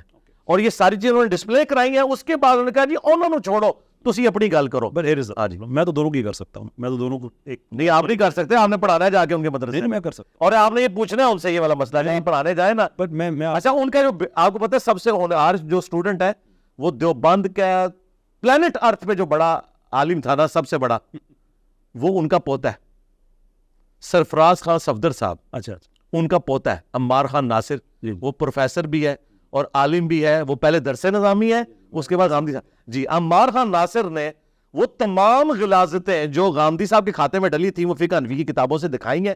ان سے پوچھا ہے کہ بتائیں کہ ان دونوں میں سے زیادہ غلیظ کون ہے. اور اگر آپ یہ کہتے ہیں، میرا اس سے اگین پرابلم ہے کہ یہ ہم سطحی لیول پہ گفتگو کریں، بالکل ٹھیک ہے، لیکن میں آپ سے اس سے بہتر ایکسپیکٹ کرتا ہوں کیونکہ آپ کے پاس ریزننگ کی ایبلٹی بھی ہے اور ریلیجس بیک گراؤنڈ تو آپ کا. تو میں بتا رہا ہوں کہ غامدی صاحب بھی اسی مدرسہ سسٹم کے امین ہے جو صدیوں سے چل رہا تھا معذرت کے ساتھ. میرا پوائنٹ یہ ہے کہ اگر ہم غامدی صاحب کی غلط چیز کو پوائنٹ آؤٹ کریں تو اس کا جواب واٹ اباؤٹزم نہیں ہو سکتا. جو آپ بتا رہے ہیں کہ وہ لونڈی والی ساری باتیں یہ غلط ہے نا، جی لیکن اگر ہم یہ غامدی صاحب کی ایک بات کے سامنے رکھ رہے ہیں تو غلط چیز کو اگر جواز بنا رہے ہیں تو اس کا مطلب ہے کہ جس چیز کو ہم دفاع کر رہے ہیں وہ بھی غلط ہے. نہیں میں یہ بتانا چاہ رہا ہوں کہ اس کی روٹس وہ ہیں. لیکن دیکھیں میں یہ کہتا ہوں یعنی غامدی صاحب کی روٹس وہ ہیں. اور میں بتاؤں غامدی صاحب کے خلاف سب سے زیادہ ویڈیوز میری ہیں. حیران کن بات ہے. اس پہ آپ کا اختلاف ہے کہ سورہ معاہدہ کی آیات کی روشنی میں وہ کہتے ہیں کہ گھر میں آپ شوقیہ طور پہ کتا رکھ سکتے ہیں. نہیں ناٹ ایٹ آل. کتا پالنا میری آپ ویڈیو دیکھیں. اور سرکار یہ کتے والی تو بات چھوٹی رہ گئی ہے. ایگزامپل کے طور پہ میں آپ کو بتا رہا ہوں اصل میں یہ ہے کہ یہ چیزیں چھوٹی ہیں. اگر آپ مجھ سے پوچھیں کہ غامدی صاحب ورسز علماء دیوبند اور بریلوی علماء تو میں کہوں گا کہ غامدی صاحب کے جو بلنڈرز ہیں نا وہ چھوٹے ہیں. وہ عقائد اور نظریات کے اعتبار سے دیکھیں غامدی صاحب چشتی رسول اللہ اور تھانوی رسول اللہ کے امین تو نہیں ہے نا. یہ لوگ ان کے امین ہیں. اچھا اب رہ گیا پردہ داڑھی بائی نیم نزول عیسیٰ. میری ویڈیوز ہیں اور گھنٹوں پہ محیط ہے. میں نے ایک ایک پوائنٹ کا ان کا جواب دیا ہوا ہے. لیکن میں غامدی صاحب کو بہتر اس لیے سمجھتا ہوں کہ میرے لیے سب سے پرائورٹی والی چیز ہے توحید. غامدی صاحب قبر پرست نہیں ہے. بزرگوں کی والی یہ سارے معاملات تصوف کے خلاف انہوں نے جو اعلان جنگ کیا ہے ان کے عقائد اور نظریات کے خلاف اور ختم نبوت کے حوالے سے جس طریقے سے انہوں نے قادیانیوں کا علمی رد کیا ہے یہ بہت بڑی بات ہے. میں یہ تعریف اس لیے کر رہا ہوں صرف آپ کو بتانا چاہ رہا ہوں کہ جس طرح آپ ان علماء کی عزت کر رہے ہیں نا ان کی تمام کمزوریوں کے باوجود جو شاید آپ کو ابھی پتہ نہیں ہے میری ویڈیو دیکھ کے شاید مزید پتہ چلے تو غامدی صاحب کی بھی مجھے مجبوراً عزت اس لیے کمپیریٹیولی کرنی پڑتی ہے کہ اگر میں تقی عثمانی صاحب کو حافظہ اللہ کہہ رہا ہوں نا جو درس حدیث کے آخری سال میں یہ بتا رہے ہیں کہ امام حنیفہ کو گناہ دھلتے ہوئے نظر آتے تھے تو میں تو 2 دفعہ حافظہ اللہ پھر غامدی صاحب کو کہوں گا جو ان نظریات کو غلط سمجھتے ہیں. رہ گیا پردہ اور اس طرح کی باتیں یہ بعد میں آتی ہیں. اصل چیز اصولی جو ہے عقائد ہے. عقائد کے اعتبار سے غامدی صاحب کا کوئی ایک عقیدہ بتائیں جو عقیدہ ہو بنیادی عقیدہ توحید میں ختم نبوت کے اندر اس میں کوئی کرپشن نظر آتی ہے نا. یہ جو آپ بتا رہے ہیں کتا پالنا نہیں پالنا چپکیلی مارنے یہ وہ چھوٹی بات ہے. لیکن میں نے جو میرا بڑا اختلاف ہے میں نے ان کو جو آگے میں نے عرض کیا کہ وہ دین کی انٹرپریٹیشن مٹیریلسٹک گراؤنڈز پہ کرتے ہیں. میرا اصل اختلاف یہ تو ایگزامپلز ہیں جو میں جی ٹھیک ہے ٹھیک ہے. اچھا آخری سوال سر. جی سر. ہر انسان نے اس دنیا سے جانا ہے آخرکار ہم سب نے جانا ہے. تاریخ نے کسی انسان کا یہ طے کرتے ہوئے کہ کیا وہ واقعی بڑا آدمی تھا یا نہیں تھا اس نے ایک کرائٹیرین طے کیا ہے کہ اس انسان نے لیگسی کیا چھوڑی. اس کی وراثت وہ بھلے علمی وراثت ہو یا کوئی اور ہو. ہٹلر اپنے زمانے کا بڑا آدمی تھا لیکن لیگسی نہیں ہے تو ہم اسے تاریخ کا بڑا آدمی نہیں مانتے. جولیس سیزر کو بھی مانتے ہیں اس لیے کہ اس کے دیے ہوئے نظریات دنیا میں آج بھی چلتے ہیں. تو لیگسی الٹیمیٹلی واٹ میٹرز. آپ اپنی کس طرح کی لیگسی چھوڑ کے جانا چاہتے ہیں؟ یہ جو لکھی ہوئی ہے جی نبی کے جیسا ہے ہی کوئی نہیں باب تشائی کوئی نہیں. یہ میری لیگسی ہے کہ آپ نے نبی علیہ السلام کو فالو کرنا ہے. کسی فرقے کے بزرگ بابے کی بات اگر نبی علیہ السلام کی تعلیمات یعنی قرآن و سنت سے ٹکرا رہی ہیں نا آپ نے پھر اس کا بڑا ہونا نہیں دیکھنا. وہ نبی سے بڑا نہیں ہو سکتا. اور یہ دوسرے والا شعر تو یہ الٹیمیٹلی ہے. یہ تیسرے نمبر پہ جو مرنے سے پہلے اے مسلمان کر لے اس پہ غور کتابوں کا خدا اور ہے بابوں کا خدا اور. پورا کانسٹیٹیوشن لکھ کے یہی جی یہ ہے. یہ یعنی ان چیزوں کو میں نے پریزنٹ کیا ہے کہ نبی علیہ السلام نے حجۃ الوداع پہ قرآن اور سنت چھوڑی غدیر خم پہ قرآن اور اہل بیت. تو ہم کہتے ہیں بکش مسلمان. یعنی میرے لیے اگر آپ کہنا کہ میں کیا ہوں تو میں بکش مسلم ہوں. بکش مسلم ہونے کی وجہ سے ہی میں غامدی صاحب سے بھی سخت اختلاف رکھتا ہوں کیونکہ میں کہتا ہوں اگر آپ اہل سنت ہیں تو پھر اہل سنت یہ ہوں گے. اور بکش مسلمان ہونے کی وجہ سے ہی میں دیوبند بریلوی اہل حدیث کے ساتھ بھی اختلاف رکھتا ہوں اور اہل تشیع کے ساتھ بھی اختلاف رکھتا ہوں کہ کتاب میں جو آیا ہے من و ان اس کو اسی طریقے سے تسلیم کرنا ہے نہ کہ یہ کہ واضح لکھا ہے ایاک نعبد و ایاک نستعین. اس کو پڑھ کے ایک گورا تو یا شیخ عبد القادر جیلانی مدد نہیں نکالتا لیکن کروڑوں مسلمان قرآن کے پہلے صفحے میں آگے فیل ہو جاتے ہیں. میں اتنا حیران ہوتا ہوں کہ ایک نیو مسلم تو فیل نہیں ہوتا اور جو صدیوں سے مسلمان ہیں وہ فیل ہو جاتا ہے. تو مجھے میں پھر علماء سے ریکویسٹ کروں گا کہ آپ نے یہ ان کو پہلا صفحہ بھی نہیں قرآن کا پڑھا سکے اور توحید میں کرپشن تو پیچھے کیا بچ گیا ہمارے. تو میں کہتا ہوں بکش بنو. یہ میری لیگیسی ہے. بھلے وہ کسی بابے نے لکھی ہو بک. بابا کافر بھی کوئی کہنا قرآن و حدیث میں ہی لکھا ہے اور وہ ریفرنس وہ نکل ہے. وہ تو صحیح بخاری میں حدیث ہے شیطان نے انسانی شکل میں آ کے آیت الکرسی کا وظیفہ دیا تھا. نبی علیہ السلام نے کہا کہ جھوٹا تھا بات سچی کی. میں یہی تو کہتا ہوں اور میں آپ کے اس کیمرے کی وساطت سے علماء سے بھی کہتا ہوں کہ یار میں شیطان سے بڑا شیطان تو نہیں ہوں نا. آپ اپنے فالوورز کو یہ کہا کریں کہ وہ جو بات قرآن و سنت کے مطابق کرتا ہے وہ لے لو جو خلاف ہے وہ چھوڑ دو. وہ کہتے ہیں نہیں انجینئر اگر کہے گا نا قرآن و سنت سے بھی ہم نے وہ والی نہیں لے رہی اور میں ترجمے بھی ان کے ہی دکھاتا ہوں الحمدللہ. ہاں جی سر بہت بہت شکریہ آپ کا. جزاک اللہ خیر. خواتین و حضرات بات ہماری رہی انجینئر صاحب سے میں ایک بات کہا کرتا ہوں اکثر کہ پوڈ کاسٹ کا مقصد یہ نہیں ہوتا کہ آپ ایک ایکو چیمبر دے دیں، ایک ایسا موقع دے دیں کہ جہاں پہ وہ آپ اتفاق کیے جائیں. دا ہول پوائنٹ از کہ آپ اچھے مہذب طریقے سے، جو کہ اسلامک اسپرٹ ہے، کہ اپنے جو چیزیں ہیں وہ آئیڈیاز کو چیلنج کریں، جو کہ آج ہم نے چیلنج کیا. ٹروتھ بی ٹولڈ، میں ساری باتوں سے میں مطمئن نہیں ہوں، لیکن آئی گیس انجینئر صاحب کا جواب ہوگا کہ مطمئن کرنا تو انبیاء کا بھی کام نہیں تھا، ان کا بھی کام پہنچا دینا تھا. تو آئی ووڈ امیجن کہ انہوں نے اپنی بات پہنچا دی. You will be the best جج کہ آپ کے اس بارے میں کیا رائے ہے. آپ کے کامنٹس کی صورت میں آپ کی رائے ہمیں ملتی رہے گی. نیکسٹ گیسٹ، اپنے نئے گیسٹ کے ساتھ انشاءاللہ آپ کی خدمت دوبارہ حاضر ہوں گے. بہت بہت شکریہ آپ کا. السلام علیکم. وعلیکم السلام، جزاکم اللہ خیر سر.